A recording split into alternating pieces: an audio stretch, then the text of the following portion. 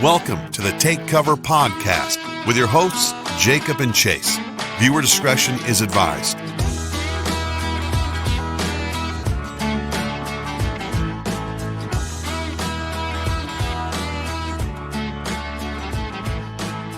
It's wild that our most popular podcast is still the one with Katie Baldwin from 3 years ago. That was quite a show, wasn't it, Jacob? Yeah. That was the one podcast I wasn't here for. The one podcast. I had to figure out how to do it myself, and you saw how that went. Yeah, 4 hours long. Oh, nice. Rookie move. Rookie move. Well, folks, Wednesday, 6 p.m., you know what it is. If you notice, there's a little something different in the room. Something, maybe. Can't quite put my finger on it. Maybe it's punched right through it. Right through the fucking hole. Yeah, guys, we got this nice same but new table set up, right? And we kind of got some plans for this. If you guys didn't hear us talking about it before, we want to have this decked out with like custom drawings, right? So we want to have people from the community, because me and Jacob are not artistically inclined enough. At all, yes, for lack of better words. We'd like to have you guys draw on this table, obviously keeping it somewhat PG. Graffiti, dicks, art, paintings, whatever you want to do. Yeah, seriously. Doesn't really matter. We love the custom aspect of this show. We want to keep doing it. We don't have the sticker wall anymore, so that's sad to me and sad to Jacob. So we're going to do the next best thing until maybe someday the sticker wall will come back. You're on the fence about it. I'm very on the fence about it. I'm trying to pressure you into it. One of these days, the stickers may come back. But until then, we have the art table. Absolutely. No longer a Texas Hold'em table. No longer. No telling how long it was a Texas Hold'em table, but now it is the official TCP podcast table. Boom. But yeah, man. Turned out pretty good. I'm happy we got the logo on straight this time. Right, man. We have definitely messed up logos before in the past. So the vinyl's not our strong suit. For as quick as we put this together, it actually turned out quite nice. I think it looks great. I think it's a great addition. Did you end up putting any more coats of paint on? Or no, man. I thought it looked good. I was thinking about it. Solid. I touched up a little bit around the edges, just where I could see a little bit of the brown, but it turned out nice to me, man. I was really actually happy it turned out as well as it did, and I'm excited to see what it builds into. Yeah. I got a couple of people already asking me to draw on it. I was like, yeah, man, just pick a time and you go at it. We'll just hang out in here, and we could turn it into a podcast. But if you're drawing, that might take away from the conversation. But we don't care. I mean, yeah, fuck it. It's all about having fun in here. So. But yeah, if you guys want to draw on the table, let us know, man. We'll definitely let you have at it. Just no rules really. I mean, that's our whole podcast. Yeah, there's no rules, so it would be really interesting to see what it turns into. I've reached out to a couple of people and saying one is a nice lady, and she is currently in college for art. Okay. So she would probably do some like feminine designs and shit, and she's done a lot of floral work that's really cool looking. I want one of those. What are they called? They're like they're like a geometric like shape, like it's like a circle. Oh, mandala. Yeah, like mandala? a mandala. Like at least one of those. One of those. That's like that'd be cool. That's everywhere. That's one of those things, dude. That like we could literally do that ourselves. Like they sell like those mandala. Coloring books, basically, where it's just like a thick fucking coloring book, except it's all mandalas, just of different shapes and sizes and whatever, and you just color them in yourselves. Those are pretty cool. Okay. That would actually be kind of cool, too, like to have like a section where it's just like geometric shapes of different colors. It would and stuff. It's literally going to turn into the Take Cover podcast sleeve, where it's like there'll be a few things here and there, and then eventually it'll get filled in with whatever fits. Yeah. I'm down, man. I can't wait. Right now, it's kind of fucking bright. It is very bright. It's almost. I'm only a little darker than the table. We're gonna work on that this summer. But yeah, man, dude, I had quite a crazy day today, man. So I'm working from home, so, I spend most of the time in the living room while I'm working. Yeah. And I heard Tia start yipping outside, and I'm like, oh, man, there's, either like a cat or a dog back there running around. And I get back there, and she's got a whole-ass snake in her mouth. A snake? Yeah, and she's just shaking it around. I was like, put it down right now, and It wasn't a cottonmouth, was it? No. So that's where I was freaking out. I was like, man, I'm not a snake dude. I don't know my snakes very well, but I was like trying to scroll through all the Kentucky snakes. I'm like, okay, just please be a garter snake. Yeah. Just please be a garter snake. And I know there's a handful of different garter snakes that, have a few Wasn't a trouser snake, was it? Oh man, I was a big old trouser snake. But I was freaking out, man, because I thought she got bit by it. But she's a husky, man, so you can't really tell. Yeah. Unless she was bleeding, right? Yeah. And she had blood all over her mouth where she was trying to shred the thing. And I'm just freaking out because worst case scenario, she just got bit by a venomous snake. And I'm taking pictures of the snake and everything like that after I caught it. And she was fine, man. It was. I sent it to a couple of my buddies who, have owned snakes before in the past, and they were like, "Oh, dude, that's just a garter snake. Don't even worry about it." And I sent him up close pictures of the face, the eyes, the head, the body, and he was just like, "Yeah, she's gonna be fine if she did get bitten." And I couldn't find any bite marks on her. I just found that blood around her mouth where I was just like, "Well, she's super poofy too, so it'd be hard for a small snake." Right. So a small snake like that probably wouldn't even be able to punch through that coat anyways, unless it was really determined, and by that time she would have killed it anyways. So I ended up just whacking it over the head with a shovel and tossing it in the dumpster. So, there you go. But it's one of those things where you're like, oh, worst case scenario, she got bit by the most dangerous snake. But I was like, it's not a copperhead, not a cottonmouth, so we're good. There's only a couple other snakes that are super venomous in this region. There's only 5 to 6 actual venomous snakes in the Kentucky region, or Kentucky state rather, that we know of, right? And none of them were it. It was just a little garter snake. So I was just like, that's what I thought it was at first, but it's I'd hate to be wrong about that and be like, you'll be fine. You'll be fine. And then her fucking head is all swollen up. I'm like, well, not fine, but she's good. It was just toss her in the dumpster too. Yeah, I know, right? Hit her over the head, toss her in the dumpster. Oh, you had a good run. Had a good run. Right, but she's fine. Obviously you met her when she came in. She's not affected in the slightest, but the past few days she had been coming up and sniffing around the edge of the house hardcore. So it's probably a mouse or something like that, because she finds mice around here. There's a field right behind my house, so it's a little dog hair floating through the air. So she'll find those, and I'll hear the squirt, the little squawking noise that mice make whenever you're, I guess, chewing on them, in her case. And I'll be like, put that down, damn it, don't be eating the mice out in the yard. And I'll be darned, she found a damn snake back there. So I'm glad to get rid of the snake at least, so I didn't have to run into it when I was mowing or anything like that. That would have been, I would have screamed like a girl probably, most likely. But it was just crazy because get your heart rate up and you're like, oh great, my dog just got bit by a snake. So but she's fine. Dixie leaves 99% of things alone.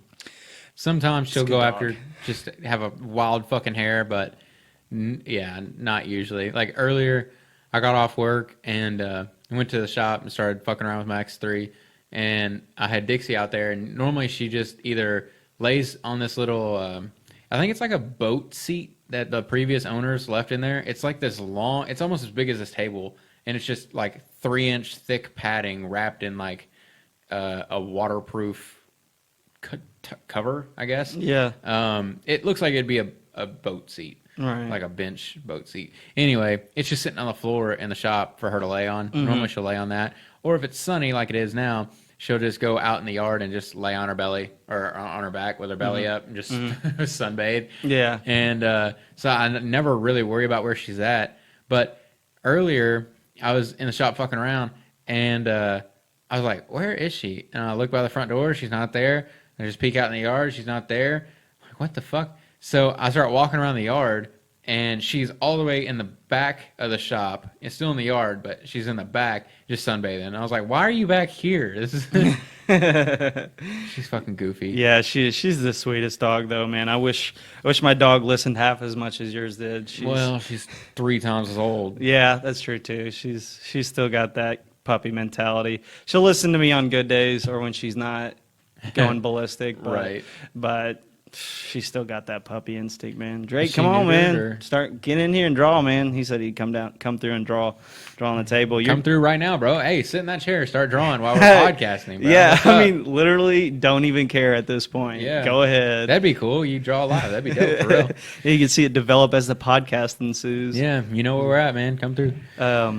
Yeah, that's like I said. it's just- Like, I love having guests on, and I love the podcast where it's just me and you, like, equally as much. Like, we used to not want to do just me and you podcast. Like, we always wanted a guest. But it's nice to, like, just, you know, when you have a guest on, you feel, like, obligated to just keep talking and, like, find more subjects and shit. Yeah. But when it's me and you, dude, like, it's just super natural, super easy. I don't feel obligated to keep talking. Yeah. Like, we can just fucking... I don't give a shit. We just, like, play on our phones for 5 minutes if we wanted to. It doesn't matter. Yeah, I putting pressure on your boy. You know it, Drake. We got to do something. Yeah, what's up, bro? You've had a week. We ain't heard from you. Where you at? We got the fucking thing painted, dog. Yeah, man. Anytime you want to come through, you can definitely work on it. Man, I gotta plug my dang laptop up. I didn't even. It was plugged in for the podcast, though. It was. I thought. Yeah, we went to Blue Holler. I was talking to you about that. Blue Holler? Yeah, Blue Holler Off-Road Park opened back up, and boy, was it fucking busy. Was it? Yeah, thousands of people, dude. Thousands. That's crazy. Yeah, I was telling you. But not surprised. Yeah, I was telling you, man. It was literally traffic jams on the trails. There were so many people. Like, it took us 2.5 hours to go a couple of miles into the trails.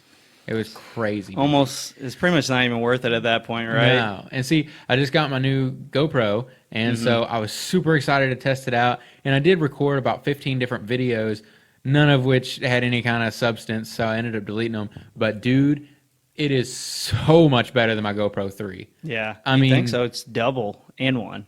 It's worlds better. I mean, Yeah. my biggest complaint, I've talked to you about it, my biggest complaint with my GoPro was that it doesn't capture depth. Like, you know, the biggest hills look like flat ground. And yet it's all about working, like, the angle so you can see that it's really steep or whatever. This thing is fucking fantastic. I mean, you can see it's a giant hill. You can see it's a ditch.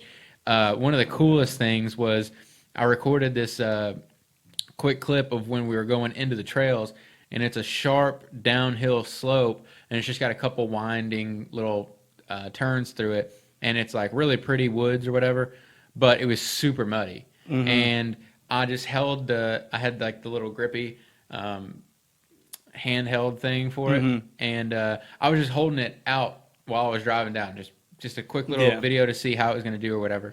And when I got home and I watched that clip, dude, it was super cool because, one, it's like the definition is better than I can see in real life somehow. Like, you know what I mean? Like, you watch it and you're like, this isn't it. Real life doesn't look this fucking good. It's right. like when you super edit a photo and it looks perfect. That's what it is, except recording. Yeah. And you don't have to edit it. It's great. I just want 2 GoPros for eyes now. Yeah, exactly. But the coolest thing is my tire was picking up the mud, and as it was rotating, it was throwing the mud, right? Well, you could see each individual mud droplet That's awesome. flying through the air. It was the coolest fucking thing. Me and Brooklyn were watching it over and over. It's kind of like, That's kind of neat. so cool. Yeah, man. It's crazy how good cameras are, right? Yeah. How's the stability like as far as the way better? Unreal. Unreal. It's like it's in a fucking, what's it, the gyroscopic Gyroscopically mount. stable Yeah, mount, yeah. I mean, it was cool because my GoPro 3, you've seen the video from that, and we've got a video up. And it's very shaky, and you know, there's no video stabilization at all. And then this one, like I said, I was literally just with my arm holding it outside the Can-Am, so any bump and everything was going through my arm. No stabilization, no nothing. Yeah. So then when I watched it back, it was like it was just fixed in a certain, like it was like a drone was flying beside it. 'Cause Right, you could that's so see, cool. You could see the suspension and the front end of the machine just bouncing up and down like crazy going over the bumps, and the camera was perfectly still. Yeah, that's I was like, that's exactly what I wanted. Yeah, that's what I was like telling you. I was like, man, the newer cameras, the image stabilization in them is unbelievable. Like, it's like, whoa. It's like, because, you know, it's built in now, especially with those GoPros where they have such a wide angle lens that you saw with the software where it shrunk the little window that you could see. Yeah. And so since the angle is so wide, it can shrink that without you even really noticing, right? Yeah.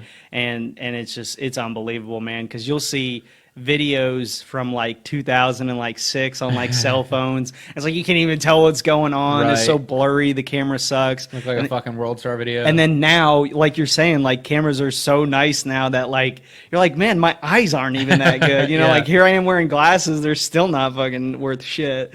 Yeah, I really wanted one for the longest time, but then I was like, man, I don't do enough cool stuff to like warrant buying like an action camera like that. And so like my phone camera does everything I need it to, you know, but I think that those videos of y'all sending it in those machines, man, it's fun to watch because like you guys don't take it easy on those trails. Like you guys actually go and have fun. Like there's probably so many people that have like really nice machines and they're just like just feathering it, just having fun out at the park, you know. Yeah, that's the Jeep people. Yeah, the Jeep people. Yeah, well, because they drive Jeeps. So dude, I don't understand. Like, okay, I understand you have a Jeep and you're like, oh, I got a Jeep, I got to off-road with it. Okay, go find like a county gravel road to off-road your Jeep because that's about all they can fucking handle. Everybody thinks their Jeep is just the coolest fucking thing, and it's not. Yeah. They suck dick. Like, they get stuck everywhere. They clog up the fucking trails because they're bigger than the trail most of the time. They overheat all the time. Their suspension doesn't flex nearly enough to get up half the obstacles. So like this past weekend, every single time there was a traffic jam, it was because a fucking Jeep broke down, or a Jeep was stuck, or a Jeep had to back down an obstacle because they couldn't get up it. Like, just leave your fucking Jeep in the parking lot, bro. Get a side by side. Why are you here? Yeah. Oh god, dude, it kills me. Is it like what kind of Jeep are we talking about? It's not like a Rubicon or anything. All of them. All of them. Cherokees, Jeep, Liberties, all of them. Like, Jeep Cherokees are fucking ass. Stop buying them and taking them on the trails. Do they even make them anymore? I don't think so. But a lot of people like to buy them for a super cheap, like $600 Jeep, junk Jeep. And just like, some of them are pretty cool where they'll like completely gut them, put them on like 44s and put a makeshift cage and bounce them off trees and shit. Like, that's cool. Don't clog the trail, but that's cool. Yeah. But then you have other guys who go and buy a brand new $50,000 Jeep Wrangler and they're trying to take it down the trail going 2 miles an hour. Don't want to scratch the paint. Yeah, with 100 miles of traffic behind them of people who are there to have fun. Yeah. And they're just like, oh, can't get it muddy. Oh, can't scratch the paint. Oh, watch out, there's a weed over there. Ooh. Yeah. It's like, dude, don't come here then. Yeah. Or they're like, they have a Jeep that's two-wheel drive. Like, don't worry, we got good tires. What is it? The Jeep Renegades. Most of those are two-wheel drive. Yeah, yeah. You would think that they would be four-wheel drive. I'm sure you can get like a four-wheel drive package, but you're already spending freaking $40,000 on one of those things. Yeah. So, yeah. Dude, I will tell you, I seen a dude who didn't give a single fucking shit about his brand new Jeep. It was one of the new ones, the Jeep, what is it, Commander? I think it's Commander. I think it's something like that, yeah. Yeah, or it's Gladiator the truck, or some shit like that. Gladiator, yeah. It's the truck Jeep. And it was brand new, fully loaded, gorgeous fucking like gunmetal gray Jeep. And it was in the middle of a traffic jam, of course. He didn't cause it, but he was trying to squeeze through. This is like, imagine like a county road where two cars can like barely pass each other. Right. It was that minus like a foot.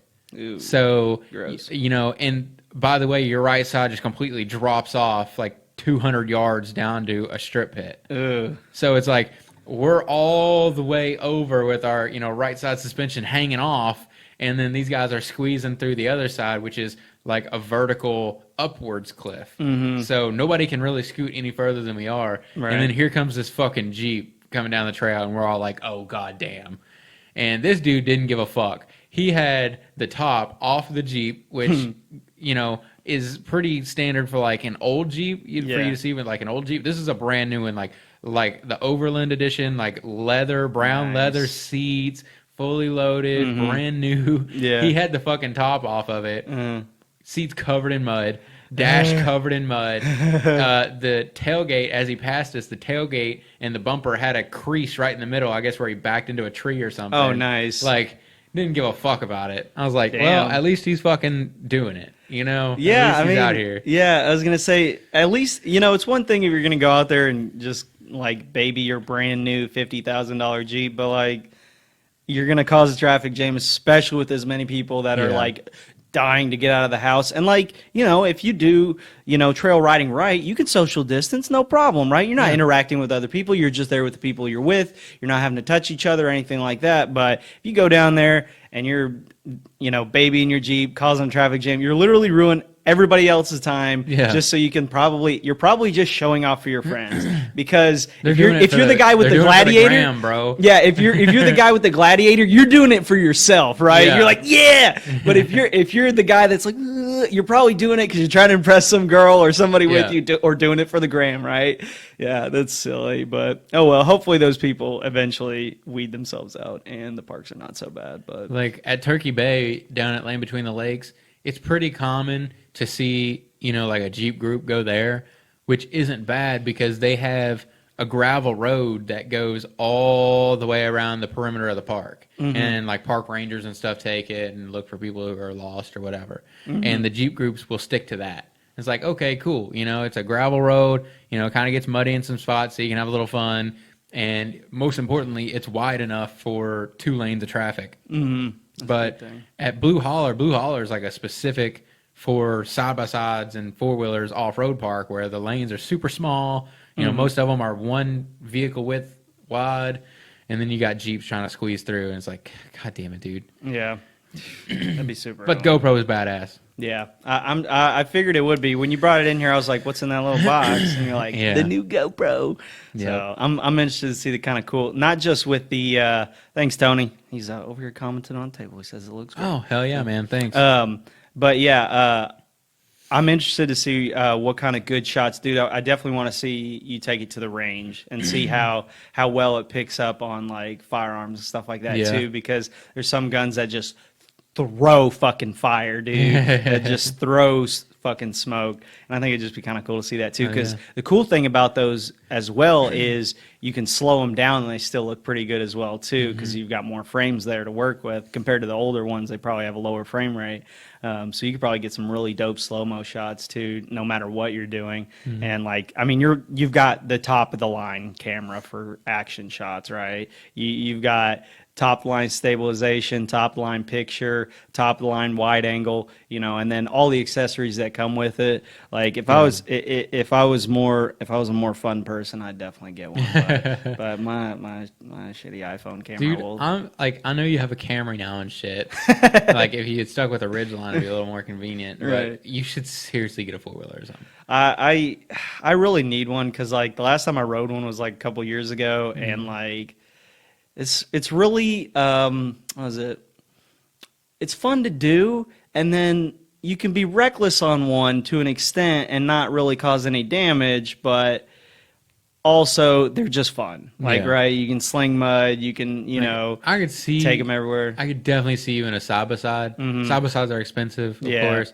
But I could definitely see you just kicking it on the weekends in a side by side, cruising around. I'd like a little. Kind of like Zach's, even smaller than Zach's. Really, that's probably as big as Zach's I really is about as small as it gets. That's what I was gonna say. Yeah, his like, but you can take that thing anywhere, right? Oh, it's unreal the kind of shit that Zach gets through in that thing. We're always surprised. Like we'll get, we'll have all these badass side by sides, and we'll all do this obstacle, and it requires like crazy suspension and big tires and all this shit. We'll get through it, and we're like, there's no way we're gonna have to pull him up it or something.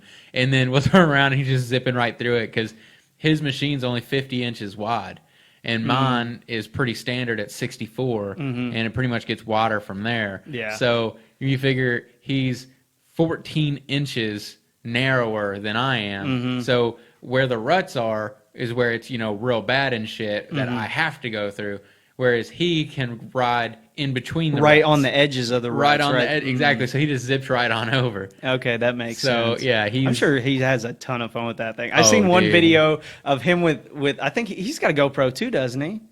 Yeah, he does. He's got a GoPro 5, I think he said. Yeah, I remember seeing him. I think it was like one of the first weeks he had it. I don't know where he was at driving, but he was just holding out the window. He's like, yeah! He was having the time of his life. I was like, man, I could see myself doing that. Yeah. But I would also, the technical aspect of it, when it breaks down, I would definitely rely on you guys to at least show me the ropes so I could at least get it fixed myself. Dude, we've got a guy in our group, Chris Roberts. Shout out to Captain Mortgage.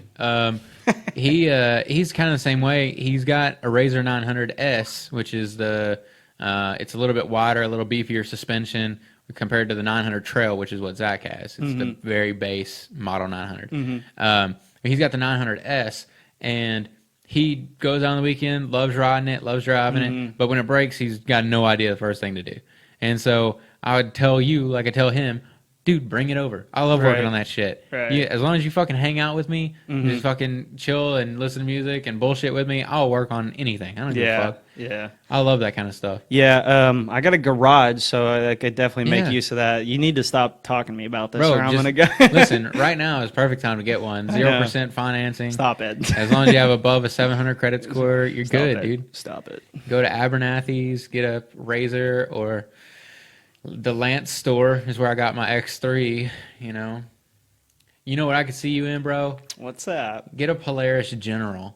I thought long and hard about getting a General. They're nice. They're like the luxury side by side without being like the luxury price tag. They're kind of, well, it depends on how you look at luxury. Let's see, a lot of people look at Cadillacs as luxury, or they look at them as an old people whip. So the General's kind of that way because it's got a full cab, so you don't have to worry about getting muddy or dirty, really. I think they come with heaters and a full windshield, nice seats. They're comfy. You know what I mean? 14 grand for a brand new one. For a General? Yeah, for the base. 14. Is that 1,000 cc? That's the 1,000 EPS. Oh, bro. Electronic power steering is what that stands for. Yeah, dude, that's not bad at all. Is that a 2020? Yeah, brand new. No shit. 14? Yeah, that's average retail. Average retail. But for one of the, like, if you want options, it goes up quick. Oh, I'm sure, yeah. Because the General Ford, the 4-seater is 21 grand. So more than my damn car. Yeah. I mean, my car's almost paid off, so I mean fuck yeah, dude. See, I mean, here's what I'm saying. If I could find a used one for a decent price, I have no qualms against it. Now. Like, here's what I would suggest though. Don't get used. If you want to get a 4-wheeler, sure, get it used. There's not a lot to go wrong with a 4-wheeler. But with a side-by-side, it's as expensive as a car. It's more. It is as complex as a car with a computer program and sensors everywhere and wiring and all that shit. Big motors. It's as expensive, as complicated as a car, except it's treated nowhere near as nicely as a car. Right. So exactly. Instead of looking at it as I just bought a used car, you're like, oh, I just bought a used Toyota Tacoma that someone's already put a flatbed on and beat it around 100 times. Yeah, taking it off-road. Like, I thought real hard about buying a used X3, and I ended up changing my mind. I'm glad I did, because I was going to buy the used one for like 15, and then I ended up buying a brand new one for 18. I was like, dude, $3 grand. I bought a warranty with it. I don't have to worry about it breaking down, if the motor going out. It doesn't matter. I got a warranty. Bought it new. I know everything about it. Right. So if you're gonna get a side by side, I would suggest you get it new. Yeah, and you know me, I'd be pretty easy on it for quite some time until I was really comfortable enough to go wild with it. So I probably wouldn't have nearly as many issues as far as anything really breaking unless I was being reckless with it. Especially with it being new, you don't have to worry about anything breaking. And if it does, you take it back to the dealer and tell them to fucking fix it. Oh, really? Yeah, I mean, with most of them, you at least get a 6-month warranty. And then I would suggest you buy the biggest warranty package they have. Right. I think for my X3, it was like $1,500 for 3 years. Oh, wow. So, I mean, if motor goes out, if anything goes out, powertrain-wise, it's covered. Yeah. So. And those things are just fun machines, man. Oh, yeah. Like turbo. I fucking love it. Yeah, yours is like, I haven't even been riding, or have I? No, I haven't think you've been in that. I was in your, I got to ride around in your old one with you before the other one you had, the other Razor you had. But this one I haven't been in, but I've been seeing you drive it like crazy. I'm sure it's a lot of fun. We're gonna have to get you out there, man. I'll definitely go out there sometime. I don't have anything against it. I just, I am a homebody sometimes. Yeah. Ted, man, 30 minutes. Like, come on, man, you're better than that. Is he just not? Yeah, he just now tuned in. Come on, shit, come on, Ted. We gotta get you in here, Ted, man. Ted's about to buy a Honda Talon 4-seater side by side. Well, that sounds fancy. Yeah, he's trying to decide if he wants to wait for the live valve system. It's basically like adjustable suspension and all that shit, or just go ahead and get the base that's already out. I don't know what he's gonna do. He's been back and forth 100 times. What you gonna do, Ted? On which one he's gonna get as far as brand. He was looking at Maverick X3, the 4-seater version of mine, but they're super long. They're like a fucking limo going down the trails. So he's trying to find something shorter. The shortest one, 4-seater, is what he's got. It's a Terry X, but they're not very fast. They look like a minivan. They're shots fired. Damn. I mean, it's just facts. But they're unstoppable. I mean, motherfucker runs down trees in it. So I mean, you can't beat it. You can, but they're not a bad machine. Right. So I think he's going to go with the Talon, which is kind of the middle option. It's a little bit longer than the Terry X, a little bit shorter than the X3. I got you. Yeah, I'll look into it. You should, man. I'll look into it. Even if you just, fucking get a 900 trail like Zach has. I could definitely see you in a 900 trail. Just fucking, go out casual, not super expensive, fucking 50 inches wide, you can bop through everything. He said Talon base. I believe so, about 90%. Ted, when are you going to go pick it up? Let me know when you're going to go pick it up. I'll go get it with you.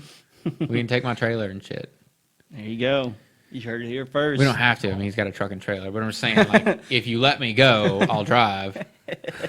I will take you there. I will bring you back. Take off work and go pick up the new whip. That'd be fun, man. Nathan Jackson, he blew out his rear differential on his 900 trail months ago when he was riding with us. He put it in gear, went like 2 feet, and then we just heard like a fucking shotgun blast, and diff oil just started pouring out. And he just sold that, and he bought a brand new 2020 1000 XP Razor. Yeah, Extreme Performance Razor. It's sexy. It's like baby blue. He just got it this past week. He said, hard to buy a 900 trail when the KRX is $13K. He said you're absolutely going to, by the way, when he goes to pick it up. Oh, okay, cool. KRX is cool. I mean, I'm not a big Kawasaki fan. Ted definitely is. But I haven't really looked into the KRX a whole lot. I know that they seem like a pretty decent machine. There's not a whole lot of people has them, though. So it's kind of hard to tell whether or not they hold up, Yeah. Yeah, and the thing about it is, like, brand loyalty, too. Even if somebody did have, like, a shitty Razor or a shitty Kawasaki or whatever, they'd be like, bro, it's the greatest.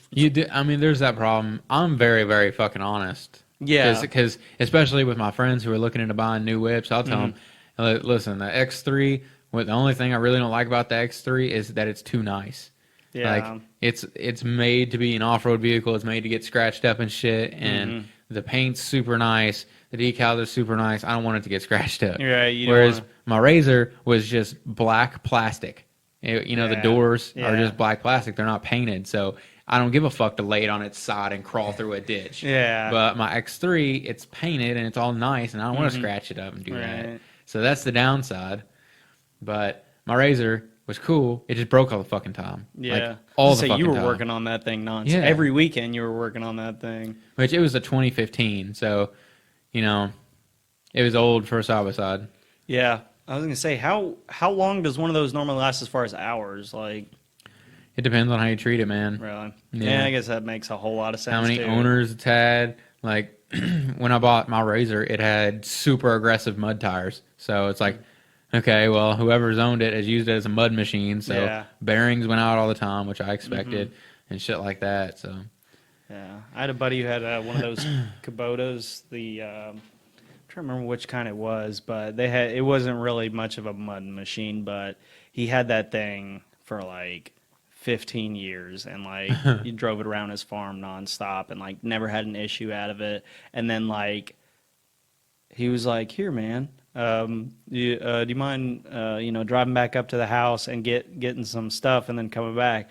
The moment I touched the gas, I got about like 20 feet, and it just like, I don't know what happened to it, but it started making some grinding noises. And like, I like let off the gas and turn around, and he's like dead eye staring at me like, "What the fuck did you just do?" And he's like, "What did you do?" And I was like, "I was just at the gas. I just put my it just went, dog. Yeah, so I have no idea if he ever fixed that or not. I haven't talked to the guy in a long time, so that's probably why. But into the friendship. Yeah, I mean, my Kubota. yeah, the one thing he cared about in life, I destroyed. But yeah, those Those things are a lot of fun, man, because you can, like you said, it's a car, but you can treat it not like a car, where you can actually let out all those road frustrations that I know at least you definitely have. All the road rage that you build up fucking driving around for work and stuff. I'm sure you get to let a lot of that out. And then Definitely a good way to blow off steam, man. And just get outside. I can't be stuck inside for a long time. I can't do it. yeah, you're definitely not a homebody type. So this is definitely definitely a good purchase for you, because I mean, you like ever since you've had one, like you've been out, like even when you had that you had a ATV for a little bit, and I mean, the moment you got that, you were literally taking it everywhere. Like I mean, it went with you everywhere you went, and then you got the Razor, and then now you have your what's it, X2 or whatever, X3. Don't disrespect it like that again. My bad. I'll let it slide this time. I'll let it slide this time. But yeah, so you're definitely getting your money's worth out of it, and I can see why, man. It looks extremely fun. Yeah. So, I'm getting it where I want it, man. It's thousands of dollars in upgrades. Right. It just never ends because I like customizing it. Yeah. What are you thinking about doing with it? As far as like, what are some goals you have for that machine? Like, what do you want to do with it?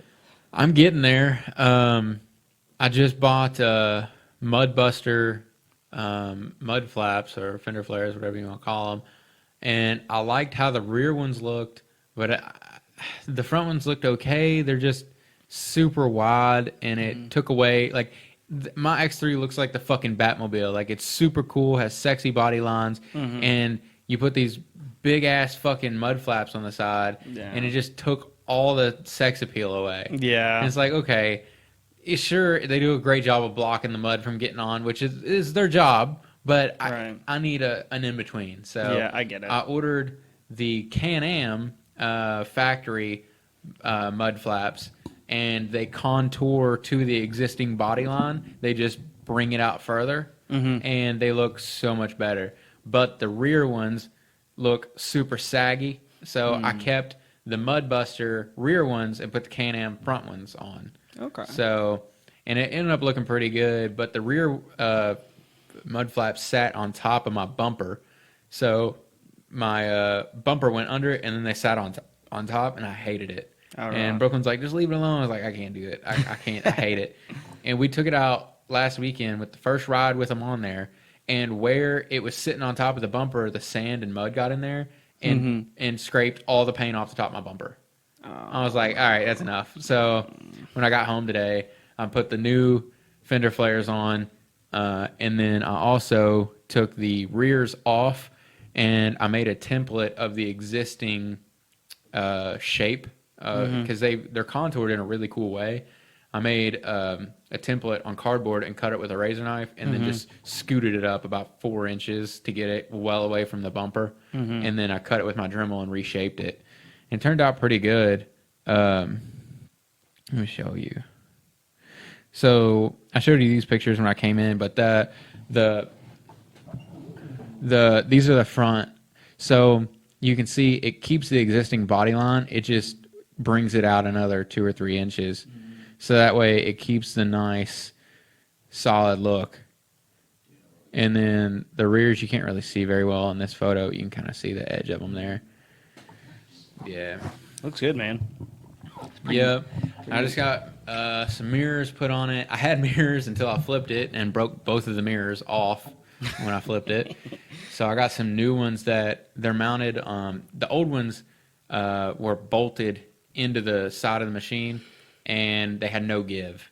And so when I flipped, it just cracked them off. Yeah. So they're made out of plastic. These new ones, they're bolted in, but it's like a ball bearing mount. So there's a base. You bolt the base onto the machine, and then a ball bearing attaches to that, and then the mirror attaches to the ball bearing.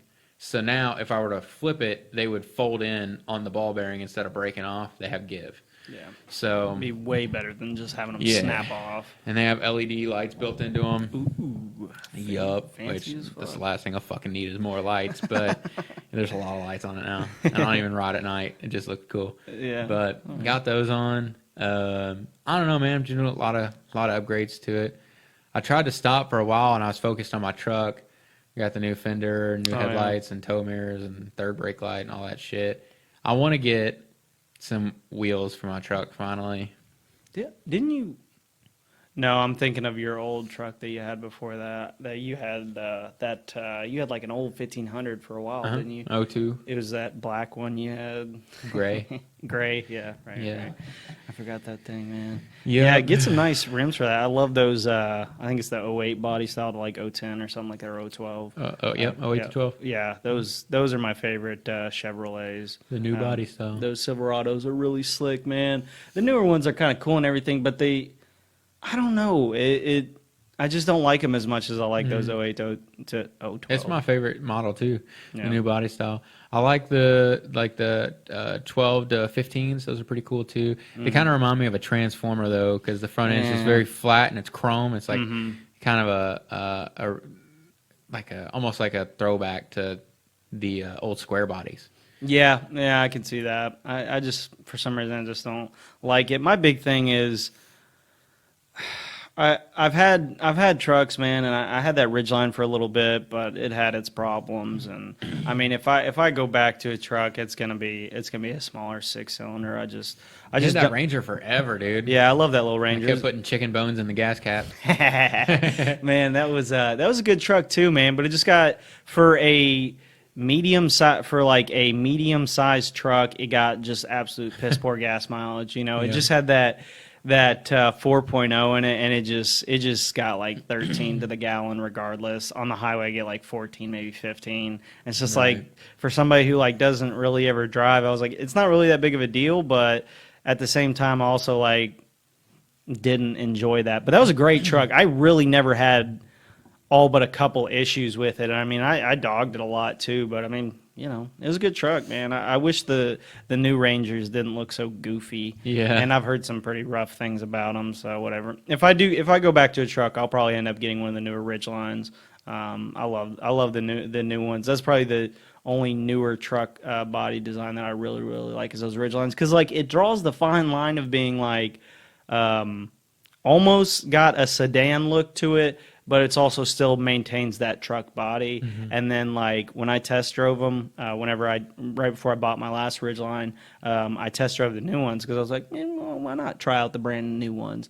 And like that was like the first thing that I did. And then when I rode in that white Ridgeline that I ended up buying, I was like, man, that just really spoiled me. Yeah. Because like, you know, it was all-wheel drive, so it wasn't the, you know, four-wheel drive. So you get a little bit better gas mileage with it. But they just rode so smooth, man. Like you got more of a car-like ride. And I know some people who are like diehard truck fans they hate that. They want to feel the road a little bit. They want to have the kind of responsive suspension where they can actually feel like they're driving a truck. But like I don't. Like, you know, like I want to be comfortable when I drive. And that's what I loved about those new Ridgelines. And the gas mileage was way better. You're looking at a much better MPG than like a straight up 8-cylinder. So I mean, and I don't tow enough to like justify having a full 8-cylinder, you know. So I don't know. I love those little trucks, man, and I get a lot of shit for it, but whatever. I don't care. I like them. They're neat. I had never fucked with Toyota Tundras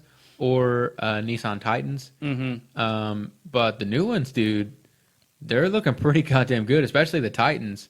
Yeah, those Titans are looking sexy as fuck. The Tundras, I like the Tundra. It's just that it's so fucking big. They're huge. Like it's a normal like truck as far as it does the same shit as my Chevy 1500 out there. Right. But it's the size of a fucking 1-ton. Yeah. Like they're huge. Yeah. I don't know why they made them so fucking big. I guess they're like, oh, Americans. they like big trucks. Oh, dude, that's the worst accent. Well, I wanted to get the point across that I was doing an accent, but not make it racist. So that was my middle ground. One of the first, my first vehicle I ever had was a 1989 Toyota pickup truck. It was just a Toyota pickup. Like it didn't have any other like model name to it because it was like one of the first few years that Toyota brought those pickup trucks to America. Was like in the mid 80s, early 80s, you know, because the Helix never really came here. You know, I mean, you can see a Helix around, but you know, those were the diesels that just never came over. And dude, it was just that solid 2.4 engine.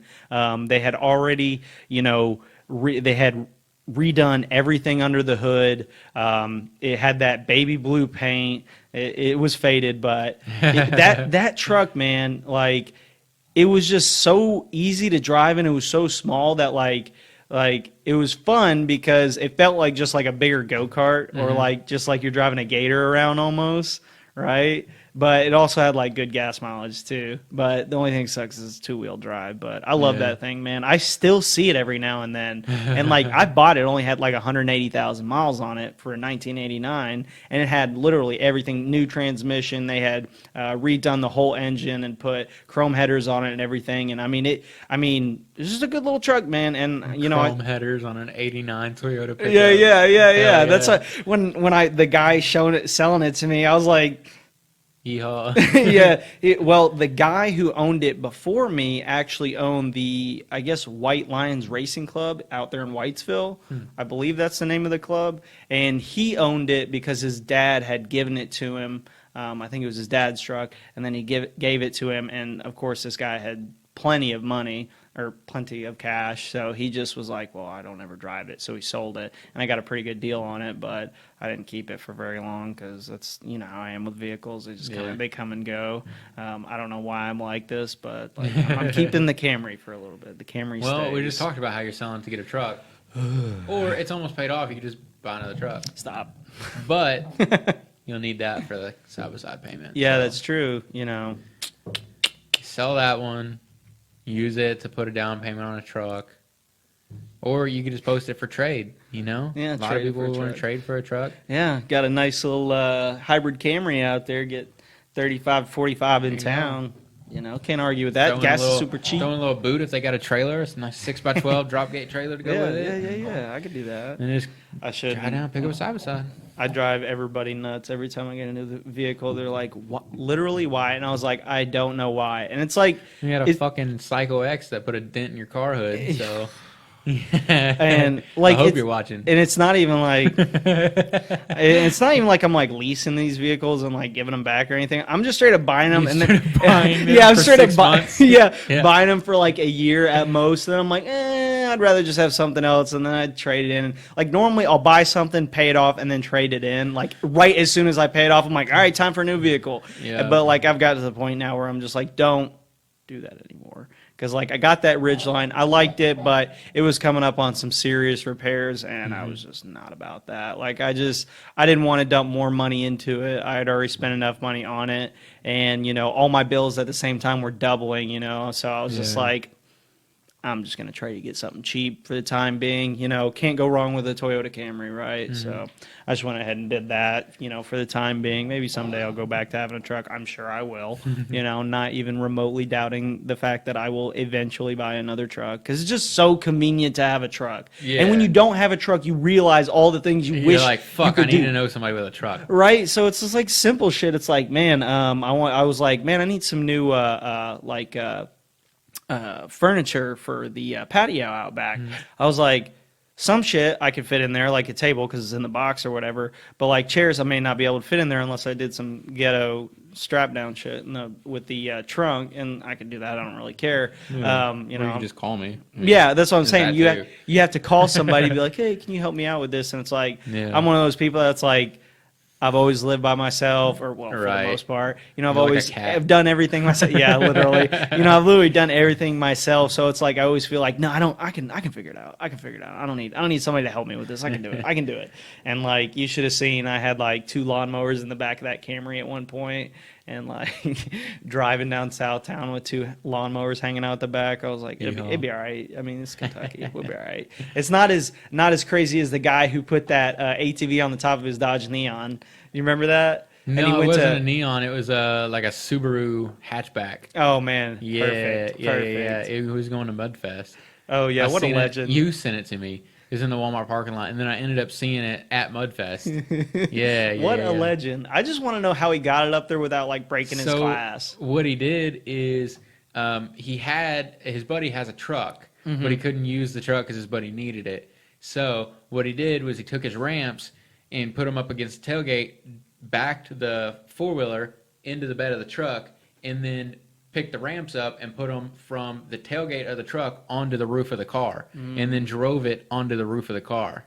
So he avoided the back glass and everything. My thing about it is, so this is your wheelhouse. Yeah. So how did the windshield and the windows just not break from the weight of that ATV being on top? So, I mean, they're laying... So the windshield doesn't support the roof of the car. I mean, it does in a sense, but it's not like if you pull the windshield out, the roof collapses. Right. So most windshields lay in there at a pretty good angle. Right. You know what I mean? So you put weight on top, it's not gonna cause the windshield to bust. Maybe in like a Jeep where the windshield's straight up and down, it may, but at an angle, you're not putting enough pressure on it. Okay, that and makes tempered, which is what your back glass is made out of, is super fucking strong. Really? Yeah, it's like, it blows me away because tempered, it's really only susceptible on the edges to like an impact. And like I've taken tempered before, and you know, obviously I work with it every day, but I'll take like a shit piece of temper like out of a back glass, like a sodden back glass. I take the center section, and I've thrown it just as hard as I fucking can into the dumpster at work, on the edge, like specifically like a fucking ninja star into the dumpster. Nothing happens to it. Wow. I'll pick it up and throw it again, and I did it for like 10 minutes one day, and I could not get it to bust. That's like crazy. This shit is crazy strong. Okay, I'll accept that. Yeah. That was the one thing that bothered me the most. I was just like, how in the world has the glass not shattered on that thing? But I guess I was thinking about it from the perspective like just the overall weight would be enough to just bend it just enough to make it pop, right? Because like when you think about glass nowadays, it's all this kind of like safety glass where you like you said, if you have an impact on like the edge, it like shatters the entire windshield rather than splintering like old glass used to. Yeah. So I was just thinking, I'm like, man, you just ride up on it and then just everything explode out the sides. Well, and the glue we use allows the not only the body but also the windshield to flex. Okay. So like especially like in BMWs and sports cars that are unibodies, the windshield actually provides rigidity for the body, so like it helps with cornering. So when it goes around the corner, especially in a unibody vehicle, the windshield has to be able to move, otherwise it would just break. So it's allowed to flex one way or the other. Huh. Yep. Learned something new today. I know it. Everybody thinks my job's super simple. Relatively, it is. Relatively. You just have to not break people's, expensive things. Guards or like, shower people with glass or anything like that, or drop glass. It's fine. Or I guess not. I guess it doesn't even matter if you drop it. It's so damn strong now. Yeah. I don't know. I always wondered that. Windshields. Don't drop those. Those will fucking break in a heartbeat. Yeah. Well, you would know. I'm shocked at how fucking easy it is to pop a windshield. Yeah. In training, they would just take a rubber band and put a fishing weight on it, like those hollow little sinkers. Just put a rubber band or a fishing weight onto a rubber band and just pop a glass. And that's how we train repairs. Huh. Put a little machine head on it. So anybody ever pisses you off, it's good to keep a sinker and a rubber band around. That way you can break their windshield. And then they call me and it's a win-win. I know plenty of women that have other tools that can shatter your windshield. That shit sucks. I hate and dudes. that. There's some crazy dudes too. I hate that, man. Just showing up to a job and it's like somebody threw a propane can through the fucking window. I'm like, bro. Somebody was mad. Yeah, I'm not vacuuming that. I'm not vacuuming that. I don't get paid to detail your car. Gosh. Yeah, people are crazy. You never know what they'll do, man. Dude, I've had people like, I had one where this dude said that he got mugged, but the story didn't add up. I don't know what was going on. He was shady as fuck. It was in Madisonville. But anyway, I show up to this job and I've got a back glass, a windshield, and 2 door glasses for the same fucking car. Yeah. And he's like, man, it was just, because I was like, what the fuck happened? And he's like, man, I was just in the wrong place at the wrong time. I just stopped at a stop sign. These dudes started like jumping on the car and trying to pull me out of the car, and they beat the shit out of me, man. Damn. And I was like, I feel like you owed some money. That's what I feel like. Sounds like owed money behavior. Yeah, I don't know. It sounds like you may have like fuck with the doughboy or something, bro. Because people don't just do that. Yeah. Well, not around here. I mean, they fucked that car up, dude, and it was covered in mud too. Like the wheels, the tires, the whole side, the roof had mud on it. Like it was like he went into a ditch or something.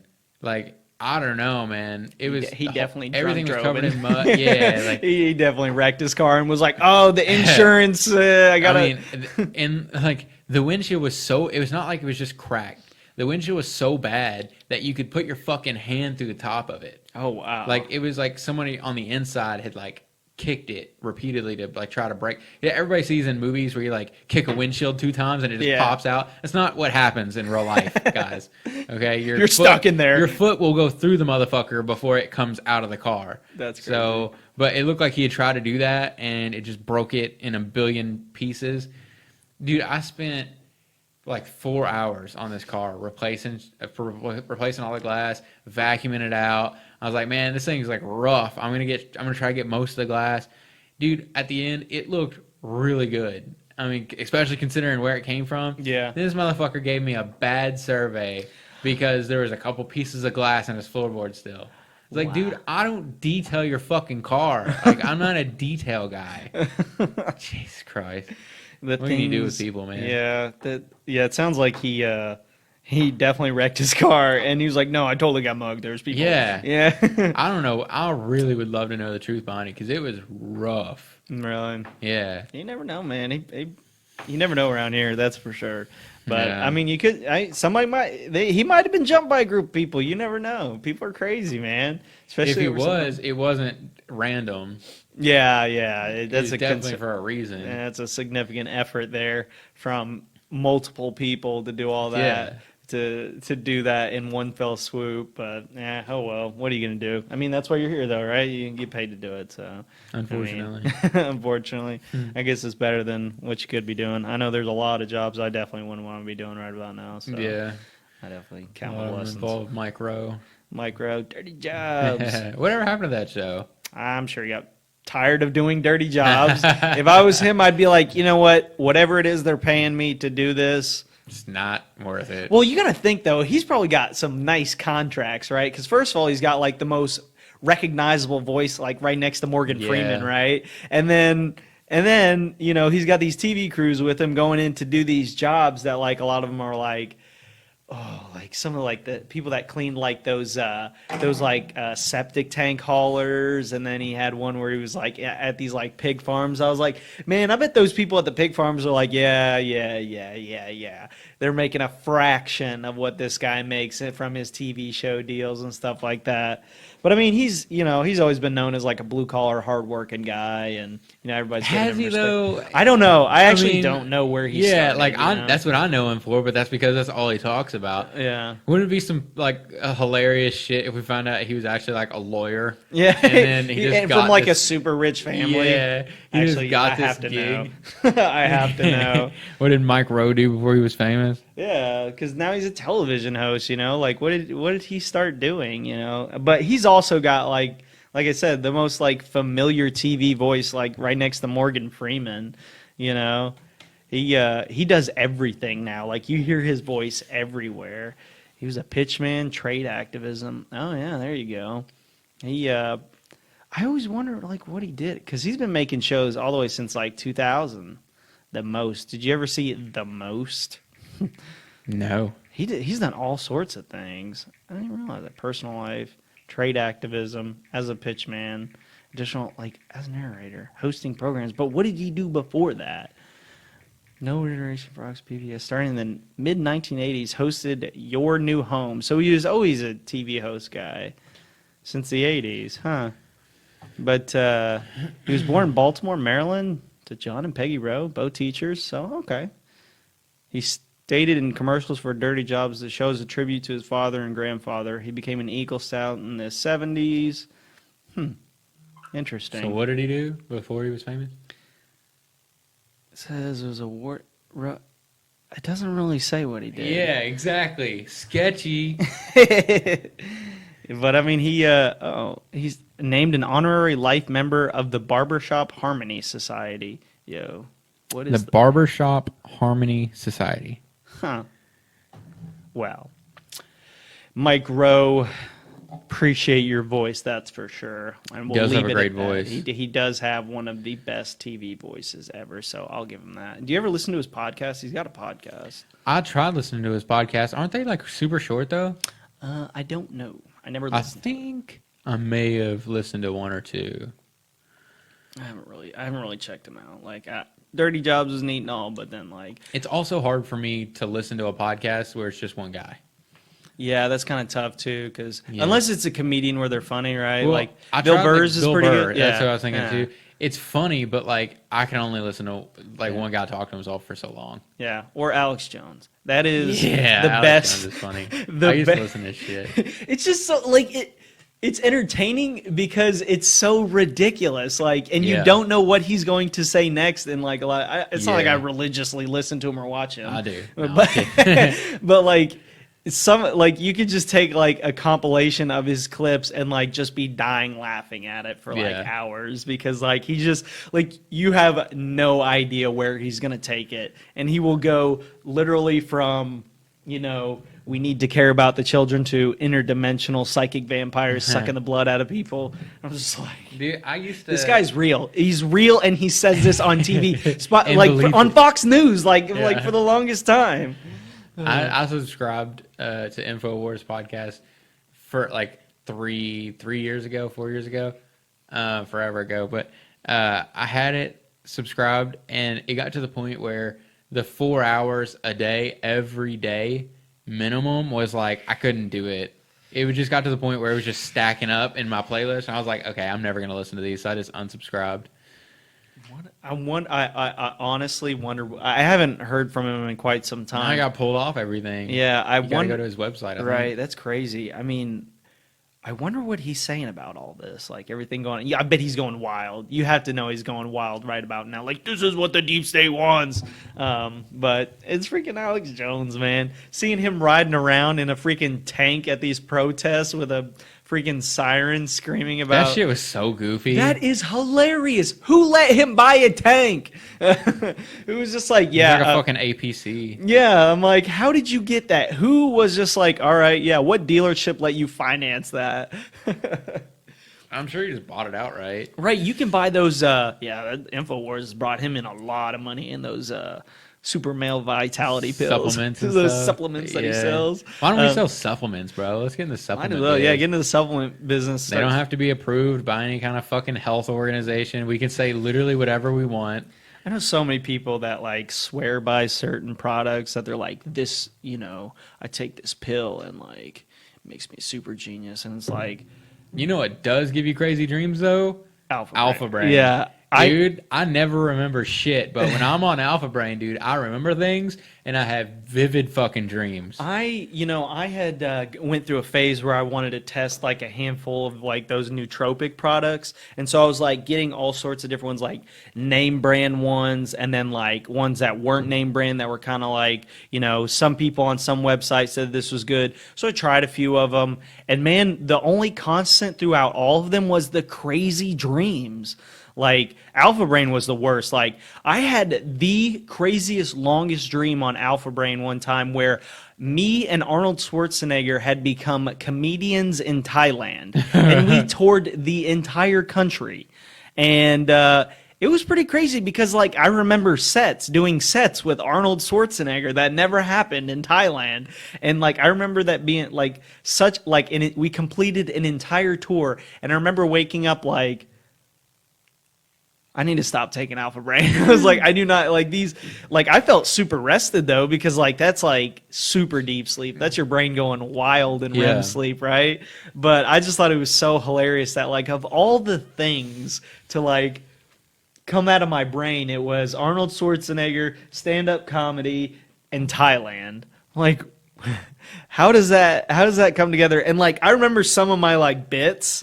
Like from it, and they were bad, and here's the thing, like the crowd didn't even speak English, so Nice. like they didn't even know what the hell I'm saying, but they were laughing. I was like, yeah, I'm great at this. I found my calling. Yeah. No, I just thought it was so goofy, man. But like, and then you stop taking those nootropics. Ooh, sorry. And you start doing that in the middle of the day. I know, man. Yeah, you start doing that in the middle of the day. And I felt really no difference, man. I think really the only things that really make a big difference is if you're taking care of yourself and eating better. And like when I'm eating better and taking care of myself, you know, exercise and dieting right, I feel way better than any supplement nootropic can make me feel. You know, the only added benefit was I felt like I was really getting a lot more sleep because my dreams felt like they took so long. So I'd wake up like like I was coming out of a coma, man. Right. Like I'd been down for a while. I was the same way. So it's like kind of cool for that, but at the same time, like it made it harder to wake up for me. Like so, like I'd wake up and I'd be like, ugh, like whoa, I was like really sleeping. Compared to sometimes I just open my eyes and I'm like, I'm awake now, you know? Yeah, And it I wasn't wonder, like that for me. I would wake up like in a sweat, or I'd wake up like ready to fucking go. Like my dreams were always intense, man. Like I had a dream. I don't know if I ever told you about it, but I had a dream where I was hanging out with my buddies, and then my dad called me, and he was like, "Hey, the volcano is exploding right fucking now. You need to get home."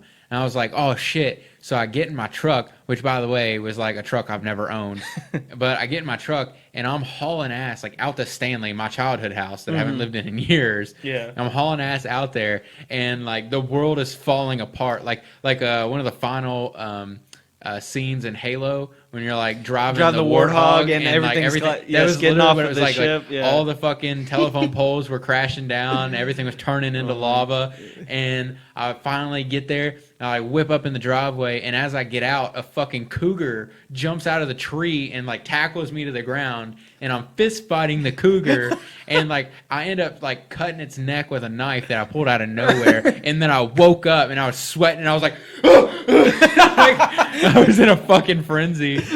Oh my gosh. Yeah, it was yeah. fucking The wild, dude. dreams are extremely vivid. Like until that point, like I had never really had those vivid of dreams. Like, No. and it's weird because it's unbelievably lifelike and surreal when you're It going feels like through you're it. there. As Yeah. wild as the dream might be, it feels real. Yeah, like man, you know what I wish I could do that some people are really good at is the lucid dreaming, where they like wake up in their Oh, dream. yeah. And I've tried, like, there's some control your dreams. Yeah, where you can like, there's some certain practices you can like, if you really work at it, you can do it. And some people can do it, some people can't. But like, that would be really cool to have like a lucid dream where you have like some like awesome control over your dream, because then you could like experiment and do all these different things. Like, yeah, go wild. I don't know how much experimenting I would do. I mean, I think of a couple websites.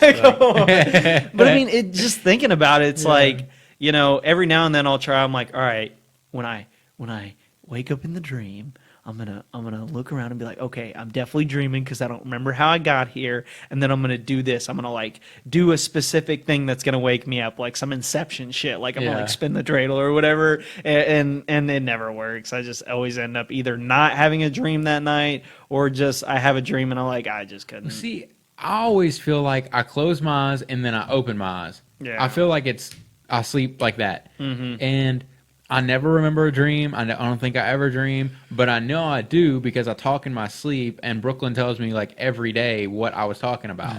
And so like I know that I am dreaming because I'm talking in my sleep about what I'm dreaming about, but I never remember it. I never feel like I'm dreaming. I feel like I close my eyes and then I open my eyes. Yeah. But like when you're on, like you said, on Alpha Brain, man, it's like you're living that 10 hours in real time. Yeah. Like you feel like you're sleeping forever. Yeah.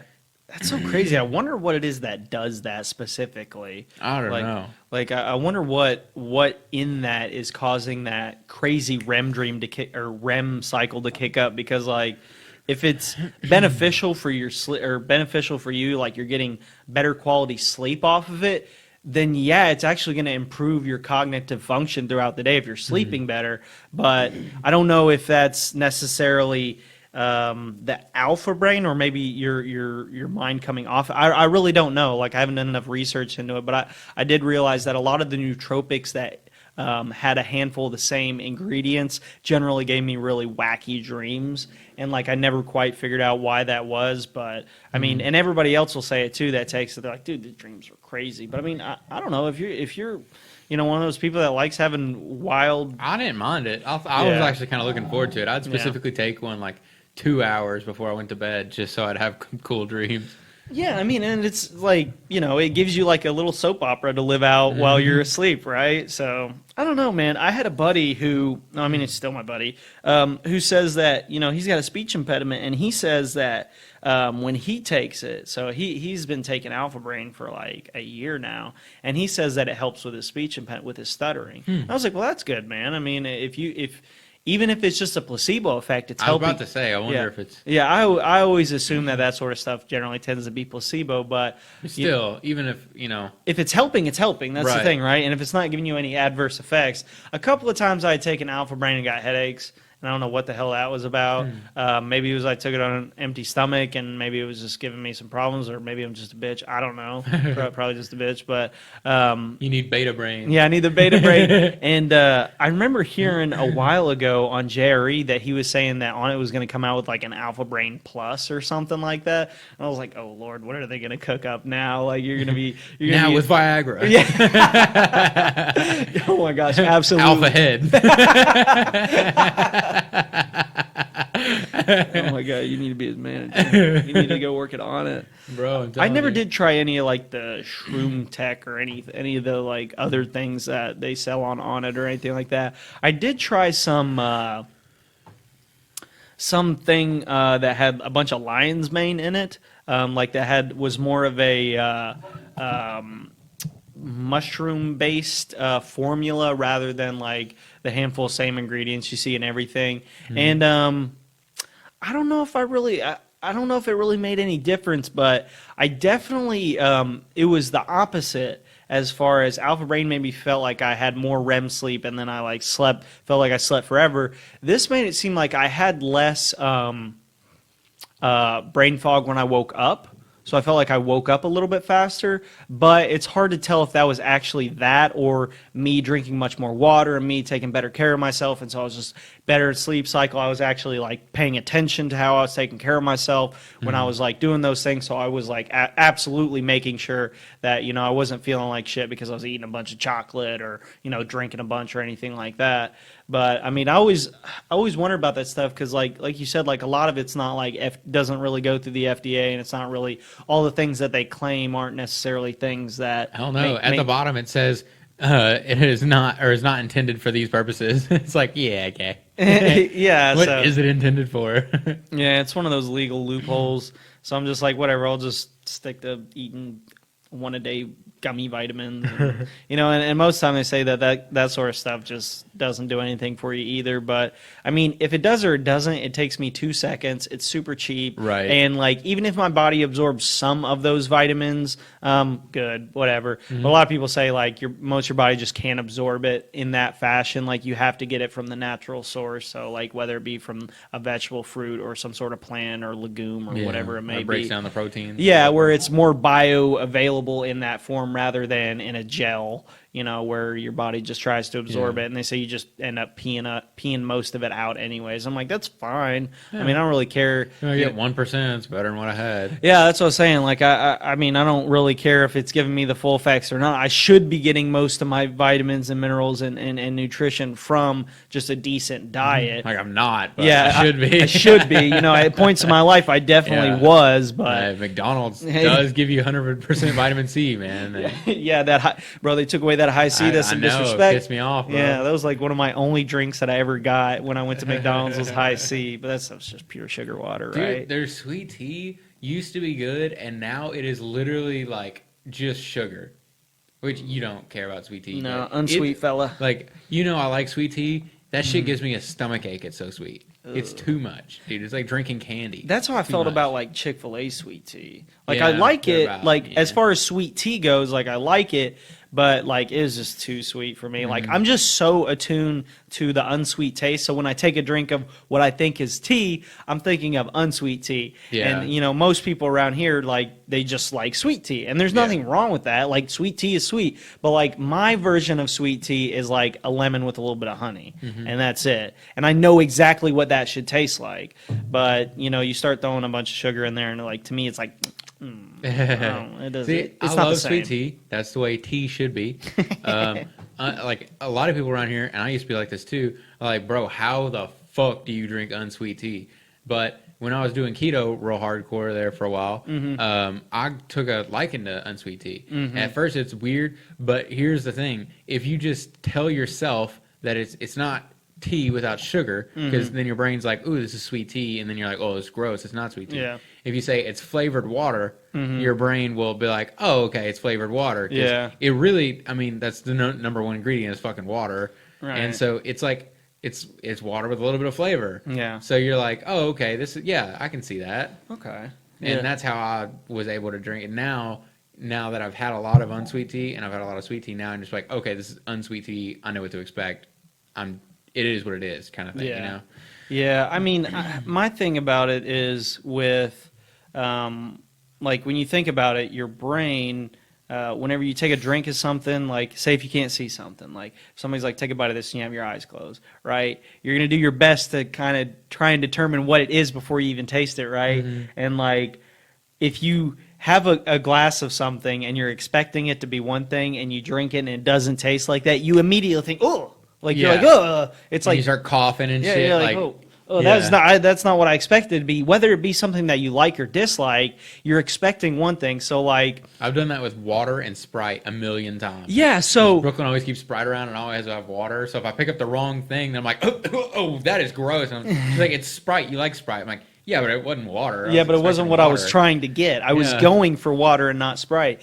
And for me, like, I was thinking about it. I was like, well, that makes a lot of sense too, because like if you've ever held food close to your mouth, you can almost taste it, right? Because you can smell it, and smell is so closely tied in with your taste. So I think like you're like your ape man is coming out whenever you like if you took a bite of a piece of pizza and it tasted like a cookie, you'd be like, what the fuck is this? Like, what actually is this? This is not what it seems. Yeah. And like it's the same thing as like if you're looking at somebody and they had like some sort of like plastic surgery done, you're like, something.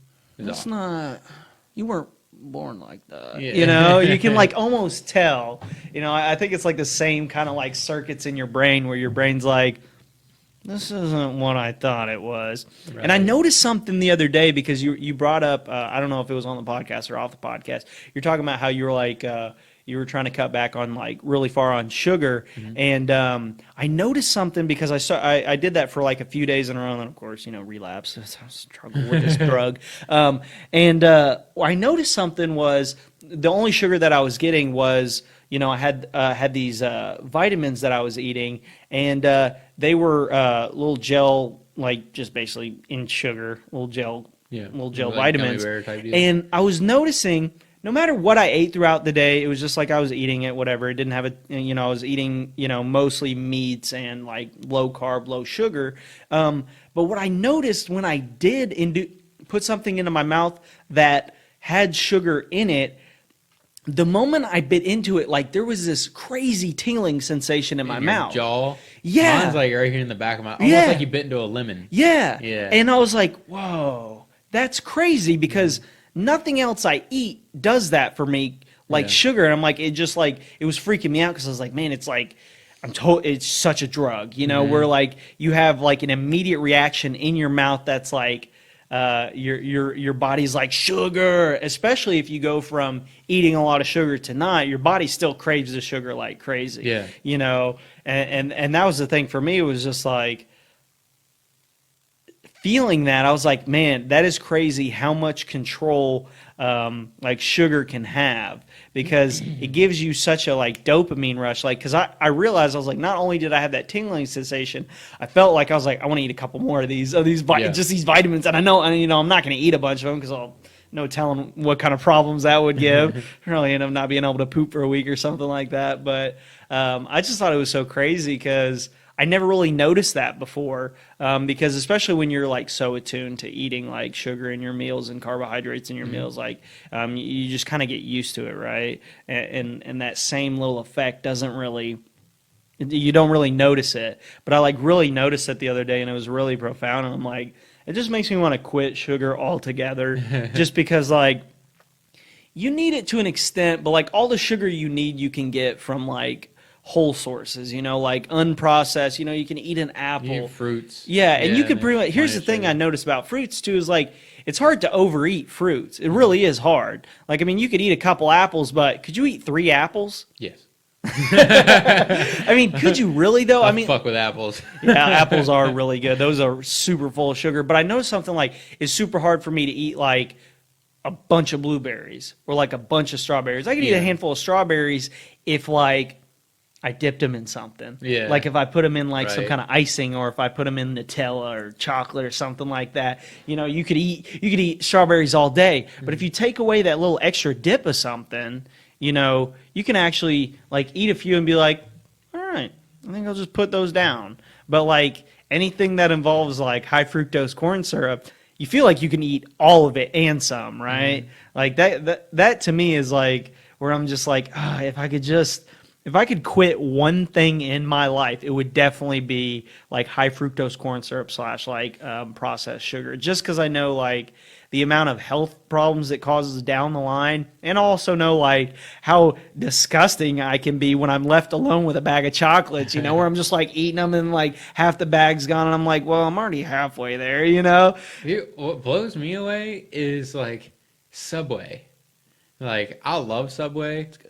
And for some reason, I have this mentality of if I get a 6-inch, I will still be hungry, and I don't want to still be hungry. So I'll get the foot long, and then I'll pretend like I'm going to just eat the 6 later if I'm feel full. But I always just eat the foot long. Yeah. And then I remind myself after I'm done eating, like gorging myself on this foot long, I'm like, you know, like a foot long sandwich is now inside my body somehow. Yeah. It's really weird how we like fit it in there. But the body's super weird because like I wonder how many more hundreds, if not thousands, if not millions of years it'll take for our bodies to change.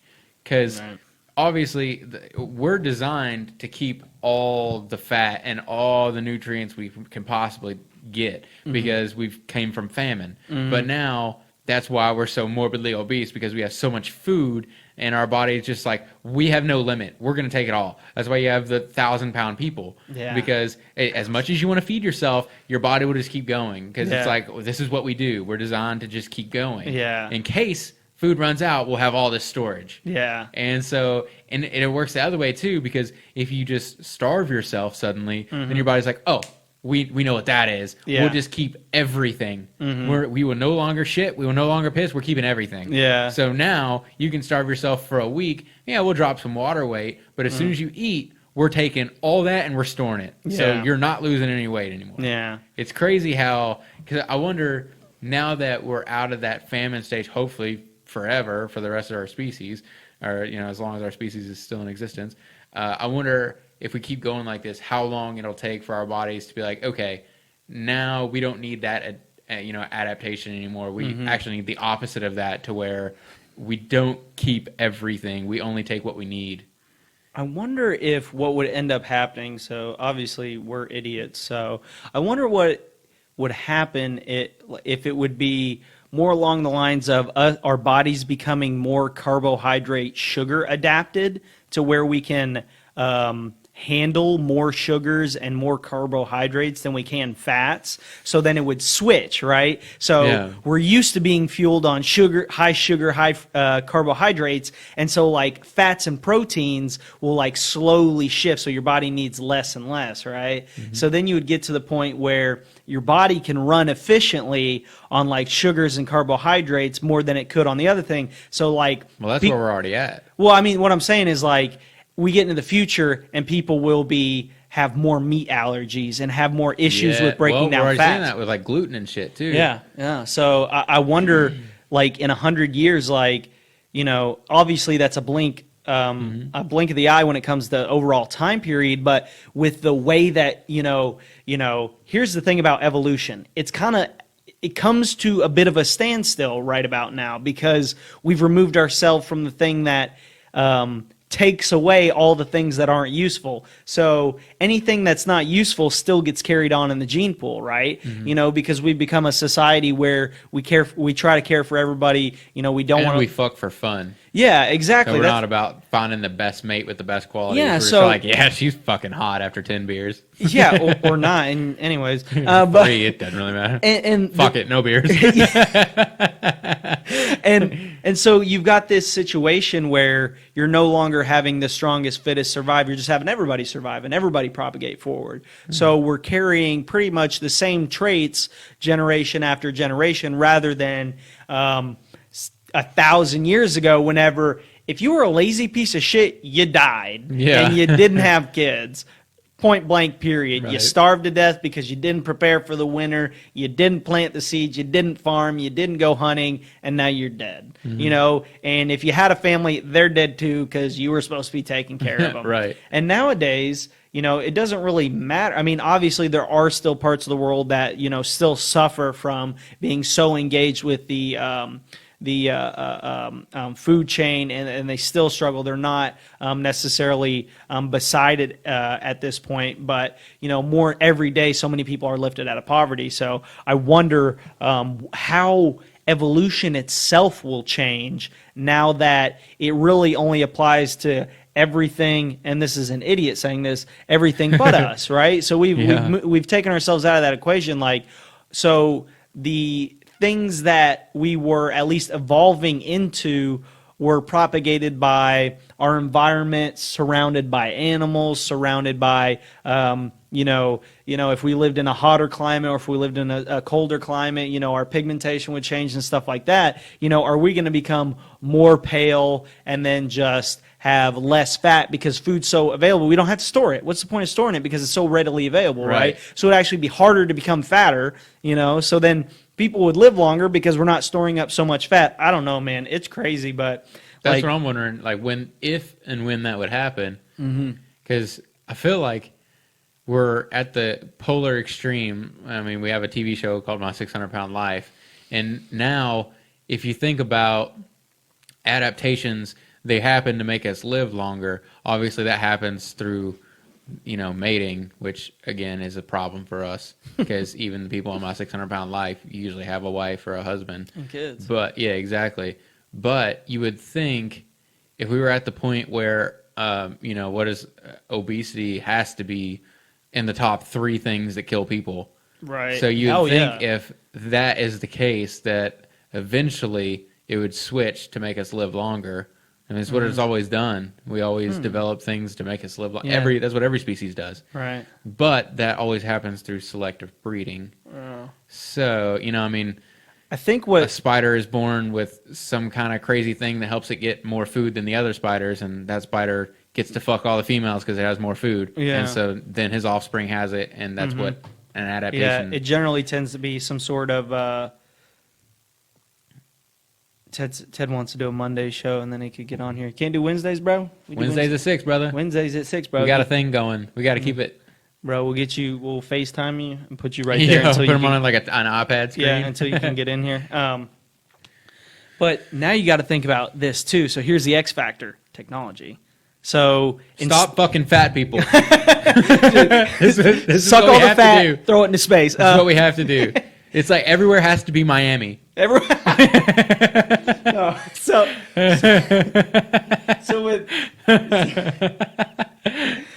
with technology, you can basically play God, right? You've got these things like CRISPR, and you got these things like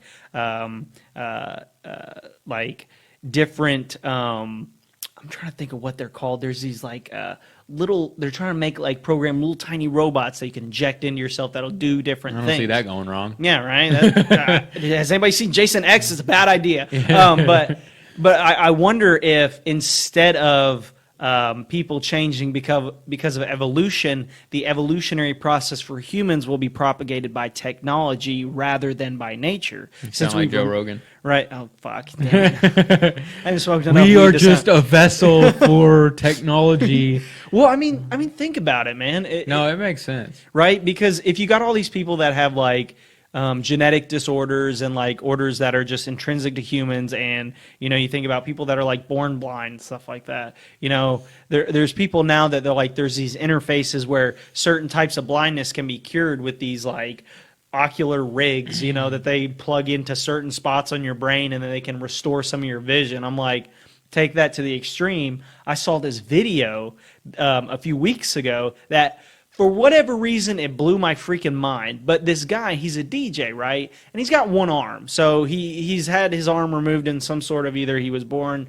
without his arm, I think that's what it was. And he had a prosthetic that was attached to his arm, and it was actually attached to his nerves, where he could close the prosthetic, with his mind. He's like, I'm doing this mentally. And he could also, this was super trippy, he could rotate his hand in a 360 degrees, like spin it with his mind. And he's like, this has become second nature to me because I just figured out how to do it in time.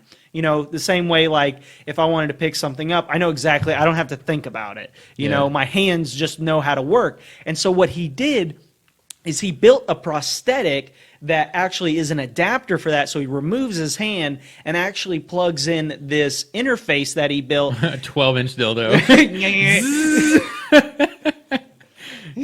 Jason X. Okay, this is a different video. Jason XX.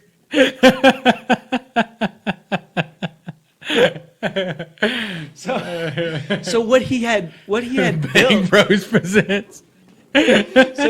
So what he, my dog even got kicked out of it. Yeah. She's like, damn it, stop. Say what? Stop. So what he had done was he hooked up this board, this electronic device that interacted with his mixing board as a DJ. So he could actually make sounds and noises with his mind. And I was like, yo, I don't know why, but this is just freaking me the hell out right now, because he's like, let me play you a beat with my mind. And it was like, it was really simple and basic, but I was like, yo, like, that's just like the beginning of a cyborg. That's step one. Yeah, that's step one is interacting with a computer machine with your mind. And I'm just like, yo, this is I don't smoke enough weed for this type shit. Like, I'm like thinking about this, like, in 100 years, what's that going to be like? Like, we're talking about GoPros for eyes.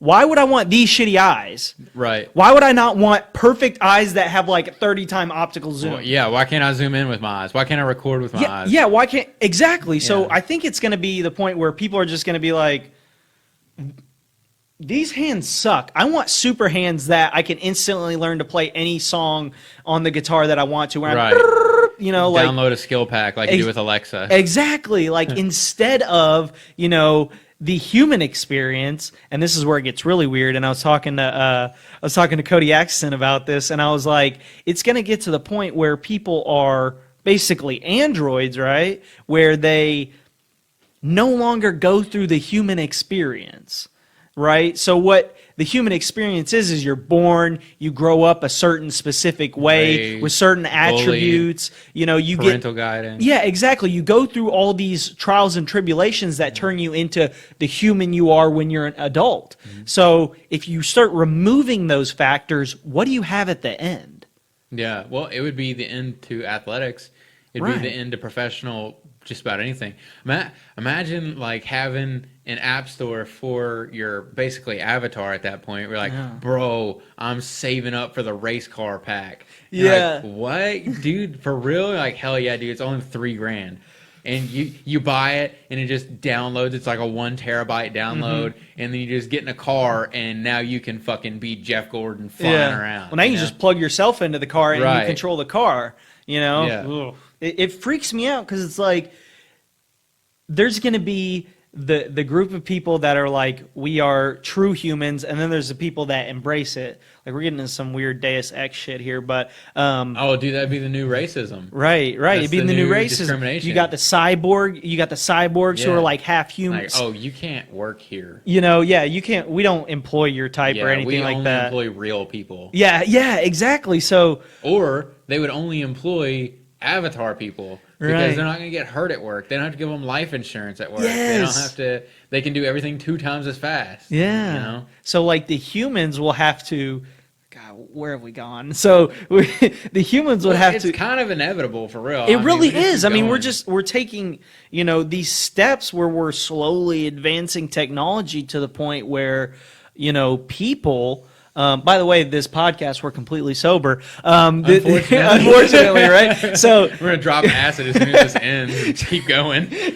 and you look at it from a perspective like, where is going to be the point of no return with the technology? You know, when is going to be? We're already there, man. Right? We can't go. Look, like you have a laptop in front of you. We both have our phones within arm's reach. Yeah, you're right. It's already here. We can't. People don't want to go back. You have to force yourself to go back, and then you're even like.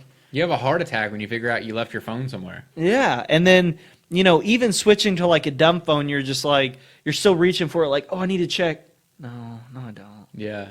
And then I've thought about doing that so much, dude. I want to so bad. Just getting a normal like BlackBerry or something again. Right.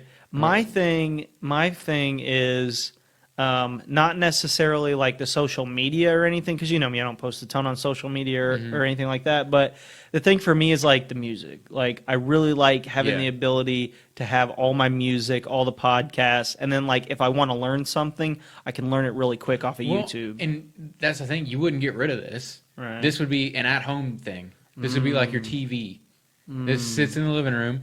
You know, you can still check your Facebook, your Snapchat, your all your apps, but when you're at work, when you're going through town, when you leave the house, you grab your dumb phone. Yeah. This is an at-home luxury. That seems like a more logical way to do it, right? That's what I've thought about doing. I've thought about getting rid of this, getting a dumb phone, and just having like an iPad with all my apps on there. And that way, if I need to, 90% of the time, whenever I need to use an app, not just want to, but whenever I need to in public, 90% of the time I'm at home. It's only 10% of the time that I need an app in public. Yeah.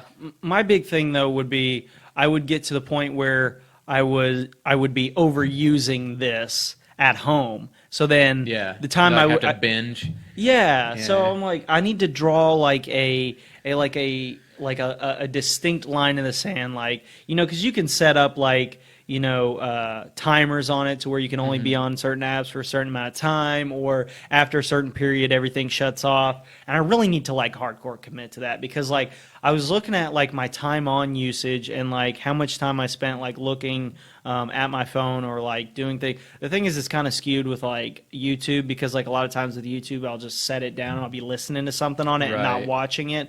But I just need to like finally like quit talking about it and just do it, and then just commit to it full on. Just go cold turkey. Get like a dumb phone, like get one of those super cheap phones that you can only call and text on, and then just get all the contacts that I need from the people that I talk to on a day-to-day basis. I've got like 100 contacts in my phone, and I need maybe 20. Yeah, I see. That's my thing is like I don't. Half my contacts I don't like even like talk to or anything like that. And then another thing for me is like if I need something while I'm out and about, I can do it. Like, but then again, I was thinking about it. If I'm going out and about and doing something, maybe I shouldn't be making impulse decisions like that, right? Yeah. So especially when it comes to money, buying things, I shouldn't be like, let me check my bank account real quick before I buy this. Probably shouldn't be buying it if I have to check it. Yeah. Right, exactly. Yeah. So, and anytime I'm going out and buying stuff and I'm not checking my bank account, it's because I already know I got money to do this. Yeah. So I'm not really thinking about it. I just swipe the card or give them the cash or whatever. So it's not really something that you think about, and obviously I'm lucky enough to be in a good financial position. I've also worked hard enough to put myself in that position, but I also know that I'd like save a bunch of like money and like mental effort if I just didn't have this on me when I went out and about, because because you can reassure yourself or reaffirm to yourself to do something, or give yourself the green light on things you probably shouldn't, because let me look into my phone and ask a friend about this real quick, and he'll say, yeah, you should definitely do that, just because, friends are like, oh, enjoy your fucking self, but, obviously you could still do that if you had a phone call, if you could phone call people and text them and stuff like that, but it would be a little bit slower, a little bit more mitigated. But like, I would like, the only thing I'd really kind of want is Messenger, just because like I have so many people that like talk to me through Messenger, because it's so easy. Yeah. It's so easy to reach out on Messenger, because all you have to do is know somebody's name, right? And they can just reach out to you. But like at the same time, if you really need to get a hold of me, my phone number. You're going to have my number. Right. You're going to have my number. If you have to talk to me, you're going to have my phone number. Yeah. And if not, like everybody who knows me knows I'm not away from home for that long. So I will be home at some point in time anyways, and I could get to Messenger or get to wherever I need to do to get that information. But it is very convenient to have all that stuff in one place. But then also, like, you'll find yourself mindlessly scrolling through stuff you don't care about. Or watching YouTube videos where you're like, oh, well, the algorithm suggested it to me, and I am kind of interested in this. So you watch it, spend 15 minutes on it, and then you're like, I'll never think about that again. It's like, I want that free time back. I want to spend more time reading books. I want to spend more time practicing guitar. I want to spend more time honing in on crafts that I actually care about, and not just things that are suggested to me through algorithms and advertisements, stuff like that. Because not only is this something that you can use to progress in things you care about, and to hone your skills and to learn new things and to communicate with people, but it's also a portal the other way too, where information can come back to you from other sources, right? So through advertising and algorithms. A glory hole with a screen, like a digital glory hole. Right, it really is. It really is. And big corporations, like the other day. Chase's iPhone 6 is a digital glory hole. Stop it. That's fantastic. But, I was thinking about it the other day because I was just chilling. I was like, I had eaten lunch, and I was like, I ate a decent lunch, so I didn't really want to eat anything for the rest of the night. And I was like, let me just, I was going to look at equipment for the podcast. And I was like, let's just see if I can find something cheap for sale.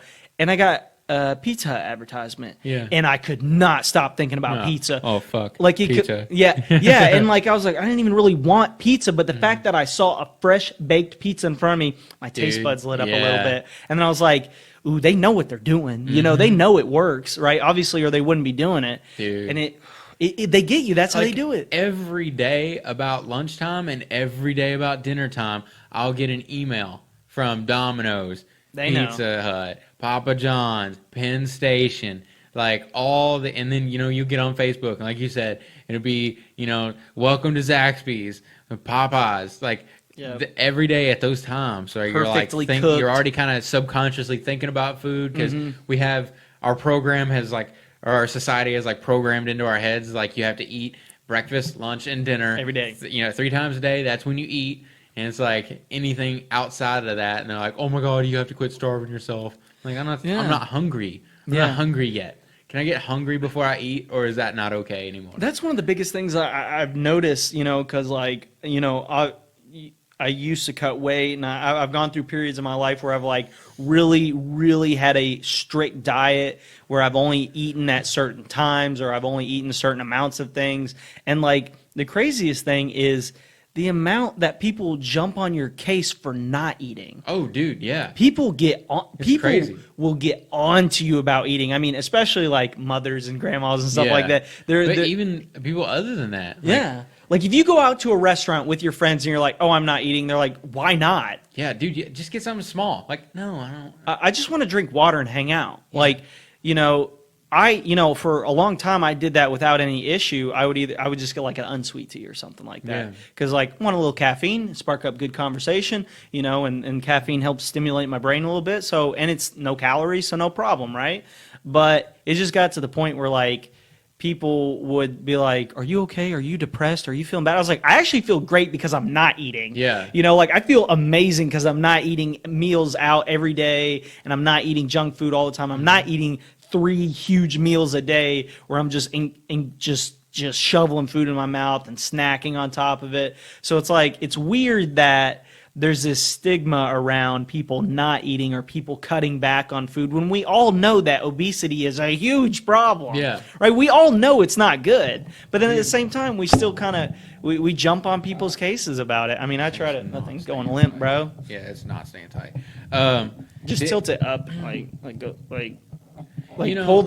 pull it flat, and then aim it like that. Yeah, and do that. Yeah. All right. I mean, as well as I do, especially like when you get into ketosis, you're just not hungry. Yeah. And like there was a time where I was on my second day. I didn't eat the day before, and I was on the second day, and I just wasn't hungry. My belly wasn't growling. I just was not hungry. And they're like, "You have to eat." I'm like, why do I have to eat if I'm not hungry? Yeah. Like, if I was dying of starvation, I would be like, put that fucking food in my mouth, right? Yeah. And it's like, It's just funny how we're all patterned like that.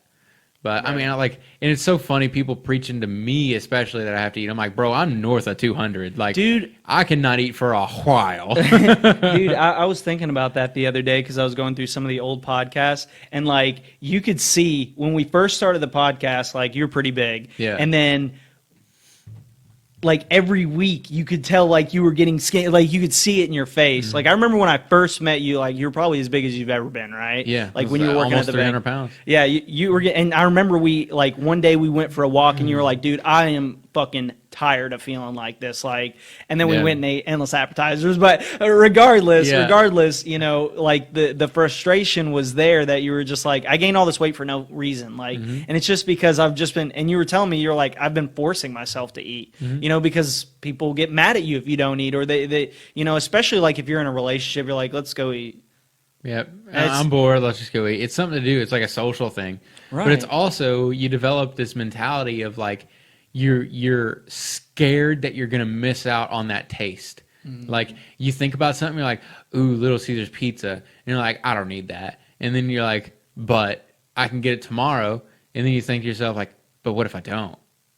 What if I don't get it? I better just go ahead and get it now. That way I'll, you know, that craving will be done. That's that reptilian brain. Yeah, and then tomorrow, you know, the craving will be done, and I'll start fresh tomorrow. And then tomorrow comes, you're like, I need Zaxby's.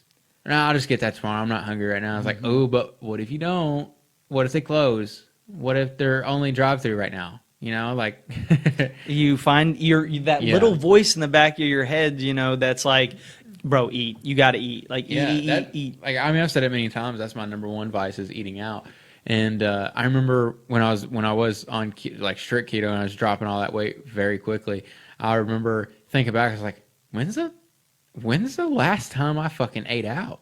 Yeah. I don't even remember. It'd been over a month for sure. I was like, dude, I dropped 70 pounds, 75 pounds, something like that. I dropped down to 200. I think I hit 199, and I was like, okay, I'm done. I'm going to take a little break. And I went back up to like 215, and that's pretty much where I've stayed for the past 2 years. So anybody that says keto doesn't work, it definitely fucking does. Oh, dude, I remember. Like, people are like, yeah, you'll lose a bunch of water weight, and then you'll just gain it all right back. I'm like, I'm fucking 2 or 3 years now. Yeah. Sure, I mean, I put on 15 pounds. That's because I eat like shit. That's not because of anything, you know what I mean? Yeah, I definitely get it, man, because I remember when I had first met you, I had already been on not necessarily the keto diet, but just a really low carb, low processed sugar. That's what I mean when I say keto. A lot of like, I know keto is like low carb, high fat. I don't really do the high fat thing. They say high fat to keep you full, but I don't want to eat a hot. Well, ketosis is also for some people very difficult to achieve, like to actually get into that state, and some people bounce in and out of it very, very quickly. I do. Yeah, I could eat and then not eat for 12 hours and be back in ketosis. Yeah, see, I wasn't. If I fast for 24 hours, I'm in like deep purple ketosis. I had like kind of tried it whenever I knew it was a thing, but my whole thing was not necessarily ketosis, but my thing was like, I was at a point where I was just like, man, I'm tired of feeling like shit. I'm tired of, just eating the same garbage foods all the time. You know, there was a distinct moment where I realized I was like, I don't want to eat like this anymore. And I was sitting at home, and it was the Halloween of 2016, and I had eaten an entire big bag of mini Snickers. When I grabbed the last one, I like looked down at the bag and like looked over at all the wrappers on the coffee table, and I was like, man, why am I doing this to myself? I know I'm going to feel like shit. I know I'm about to go pass out because my blood sugar is about to go whoop, whoop. And I'm going to go pass out, have horrible sleep, feel terrible about myself. And I was like, you know what? I know what I need to cut out of my diet. I need to stop eating the processed foods. I need to cut down on the carbs. I can have carbs, just don't go crazy with them. And don't eat shitty carbs. Eat good carbs, you know? Like there's good carbs that are not some like, gross, pasta shit. That's what I think too. Like you can't, I mean, maybe on paper they're the same, but you can't tell me carbs from green beans are the same as carbs from those Snickers bars. Yeah, no. Like, no. You know what I mean? I refuse to believe it, man. Yeah. Whether or not it's a placebo effect, I just refuse to believe it. You know, like that was my big thing. Is like, dude, once I cut Like literally everything that was processed, I just cut it out. The most processed thing I had was bacon in a package, you know, and, you know, obviously bacon's not great for you or anything, but when I removed all of those things, like my quality of life tripled. You know, I was sleeping better. I felt better. A lot more energy. A lot more energy. I just felt like reading again. I was just like, I want to read again. Like, and I read like 6 books in a month. I was just. The nicest thing, especially for someone who was 300 pounds, the nicest thing about being, you know, in that like ketosis state was not thinking about food. You can focus on other things. I'm like, oh, I'm not even thinking about what I'm going to eat next. Oh, what am I going to do with this mental capacity now? Right. Like, I spend so much time thinking about, ooh, what's for dinner? Ooh, what's for lunch? I might be able to get a snack. What am I going to eat in the snack? You know, and then, but it's also, with that comes the trade-off of eating becomes rather boring. And it's rather, like, you kind of get stuck in a rut where it's like, that's eventually, I think, why almost everybody stops doing it, is because you just eat the same things over and over and over. It's like, yeah, as much as I want to be like, you know, eating's not for joy, eating's for substance, eventually you're just like, fuck, dude, I don't want to eat another hamburger with mustard. Like, I need something else. But it's so hard because almost everything has fucking carbs in it. Yeah, I mean, it's so hard to draw that balance. For me, what I did, I couldn't even say I was doing keto or anything like that. I was just doing super low carb, low processed sugar. Yeah, no processed sugar. I just took all the processed. Fasting. Yeah, the intermittent fasting was a big thing too. I totally forgot to mention that. But it wasn't like it was crazy intermittent fasting. I was eating 7 to 7. Yep. There you go. Yeah, and so that made my sleep great. But at the same time, like I would still. On the weekends, I would break the intermittent fasting, right? So I would, if I wanted to eat a little something after hours, be fine. And it didn't give me any I'd still be losing weight because, you know, for the most part, 5 days out of the week, I'm eating clean, stop eating, no snacking, nothing like that. But I was also allowing myself, like once every other week, to have like a day where I just ate whatever I want, had a couple of beers, you know, had a good time, enjoyed myself. And that to me would feel like a little mini vacation where I'm like doing something bad, where I'm like, well, see, I took a page out of the Rocks book in that same sense that the last time I did keto, I stuck to it for a while. Because it's kind of one of those things where you're like, okay, I'm going to do it, and you do it for 2 days, and you're like, all right, I'm done. You know, something sets you back, whether it's the girlfriend wants pizza tonight and you don't want to cook or whatever it is. You kind of, at least for me, it's hard for me to get into that mindset. But once I'm there, I'm a stubborn motherfucker. So once I'm there, I'm not going to ruin it. But it's the first 3 days of kind of getting all the sugar out of your system and getting into ketosis for the first time. But once you can pass that threshold, you're good. But it's getting there and staying there, that's the tough part. But this last time I did it where Sunday was a cheat day. I'd have whatever I wanted, no snacking. You have, you know, your meals, but you'd have whatever you wanted for your meals. And so any craving I had, any whatever, was so much more, it was a lot easier to roll with it because I go, that's when I'm going to have Sunday. That's what I'm going to have. And I just be like, all right, Sunday's just coming up. 2 more days. I'm going to fucking get it. And then Sunday would come and I'm like, fuck, what do I want? Because those cravings are literally just your mind trying to get sugar. That's all it is. So if you can get through that next hour, then you're fine. It's just getting through that next hour that's a motherfucker. Who was it? I can't remember which celebrity was talking about. They were like, if you have a thought about eating something, you know, and if you actually really want to eat it, like if you want to eat it, not like your cravings, say, okay, I'm going to eat this. But then don't actually take any steps to eat it until 15 minutes after the fact. And if you're still thinking about it and you still want it, you actually do want it. And then go eat it. Oh, that wouldn't work for me. Right. I will focus on something for hours, bro. See, for me, I was like I was thinking about, I was like, ooh, pizza would be really good right now. But 20 minutes from now, I wouldn't really be thinking about pizza. My mind would have moved on to other things, right?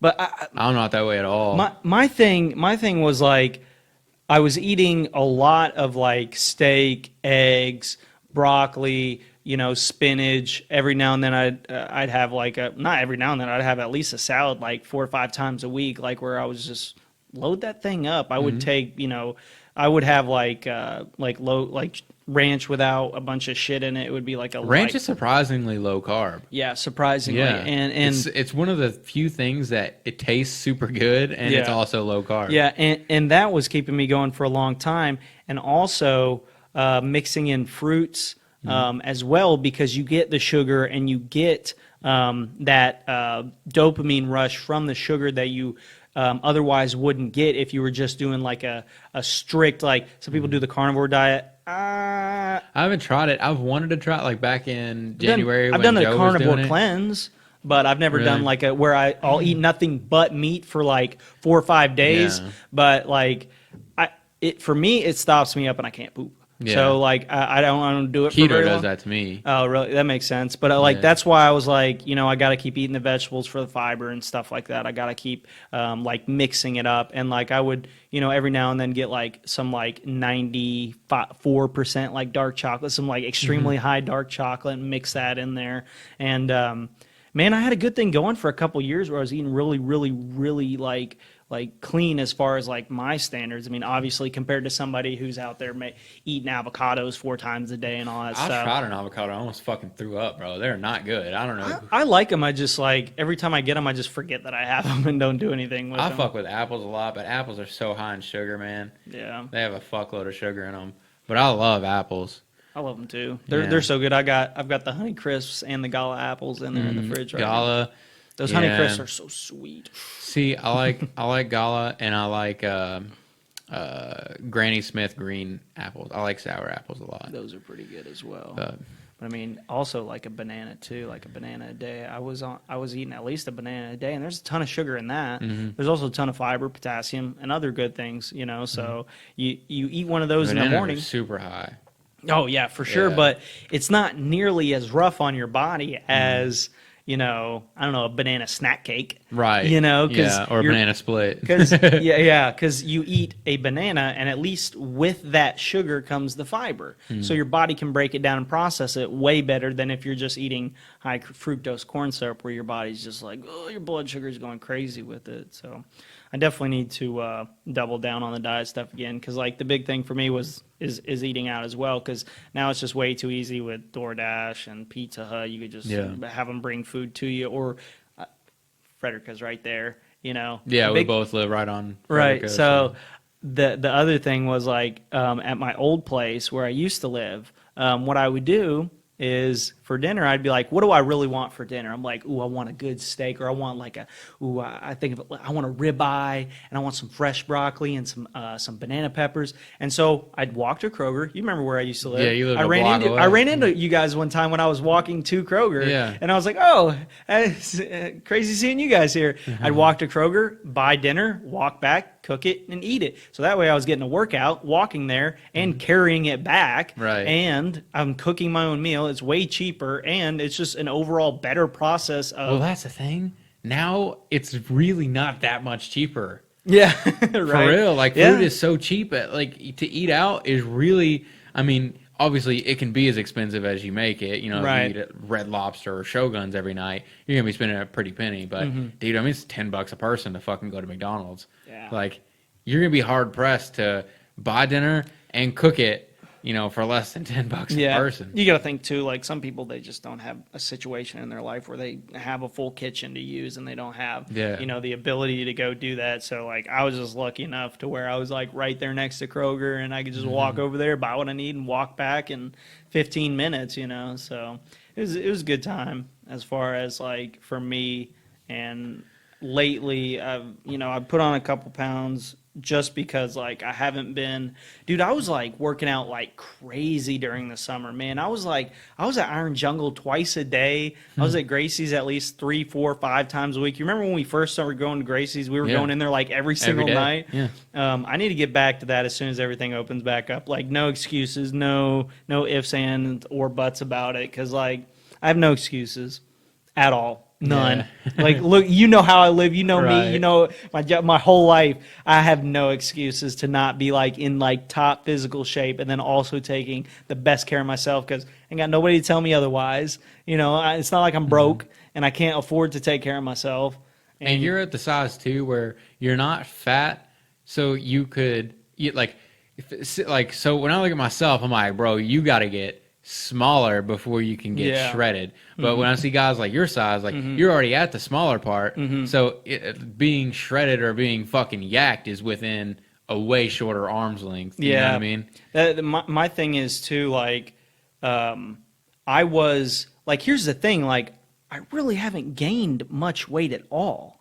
Like only a handful of pounds, like 6 or 7, compared to where I was at when we were going to Gracie's 5 times a week, working out 2 times a week. So like my weight itself hasn't changed. So my thought is, it's like, man, I just need to double down and just start fucking pushing iron, man. Just, just get back in the gym and, just suck it up. I don't need, I'm healthy enough to where like I'm not like trying to be a bodybuilder or anything like that, so I'm not going to take a ton of supplements. It's like if I take care of myself, that's enough energy. I don't need anything extra. I was already doing it on a shitty diet, going to eating crap food, eating all right, but not like really taking an extra effort for anything, and still working out twice a day, 3 times a day. If I was going to Gracie's, I'd wake up in the morning at 5 a.m., run down to Iron Jungle, get a good run in. I ran into you that one time there. You're like, you want to go? And like after that, like I went like a handful of times after that, after I saw you that one time there in the morning. And then like,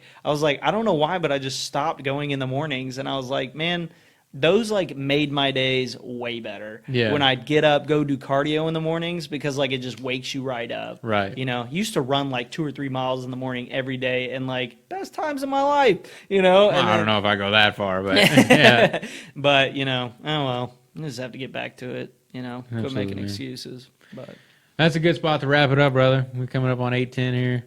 8:10 it is. Well, guys, thank you for tuning in to another episode of Take Cover Podcast. If you are interested in drawing on the table or know anyone artistically inclined who would like to draw on the table, we're, like I said, we've got Sharpies here for you to use. If you'd rather use, paint or whatever fucking else medium that you're talented or gifted at, by all means, bring it. So we've got plenty of space for a bunch of different people, or if one person wants to do the whole fucking thing, that's cool too. Don't give a shit. Okay. So hit us up on Facebook, on our Take Cover Podcast page. Make a post or DM us, or if you're friends with either of us on Facebook, which I feel like most of them are, feel free to reach out to us personally too. Thanks for tuning in, all right, guys. Thanks. Y'all.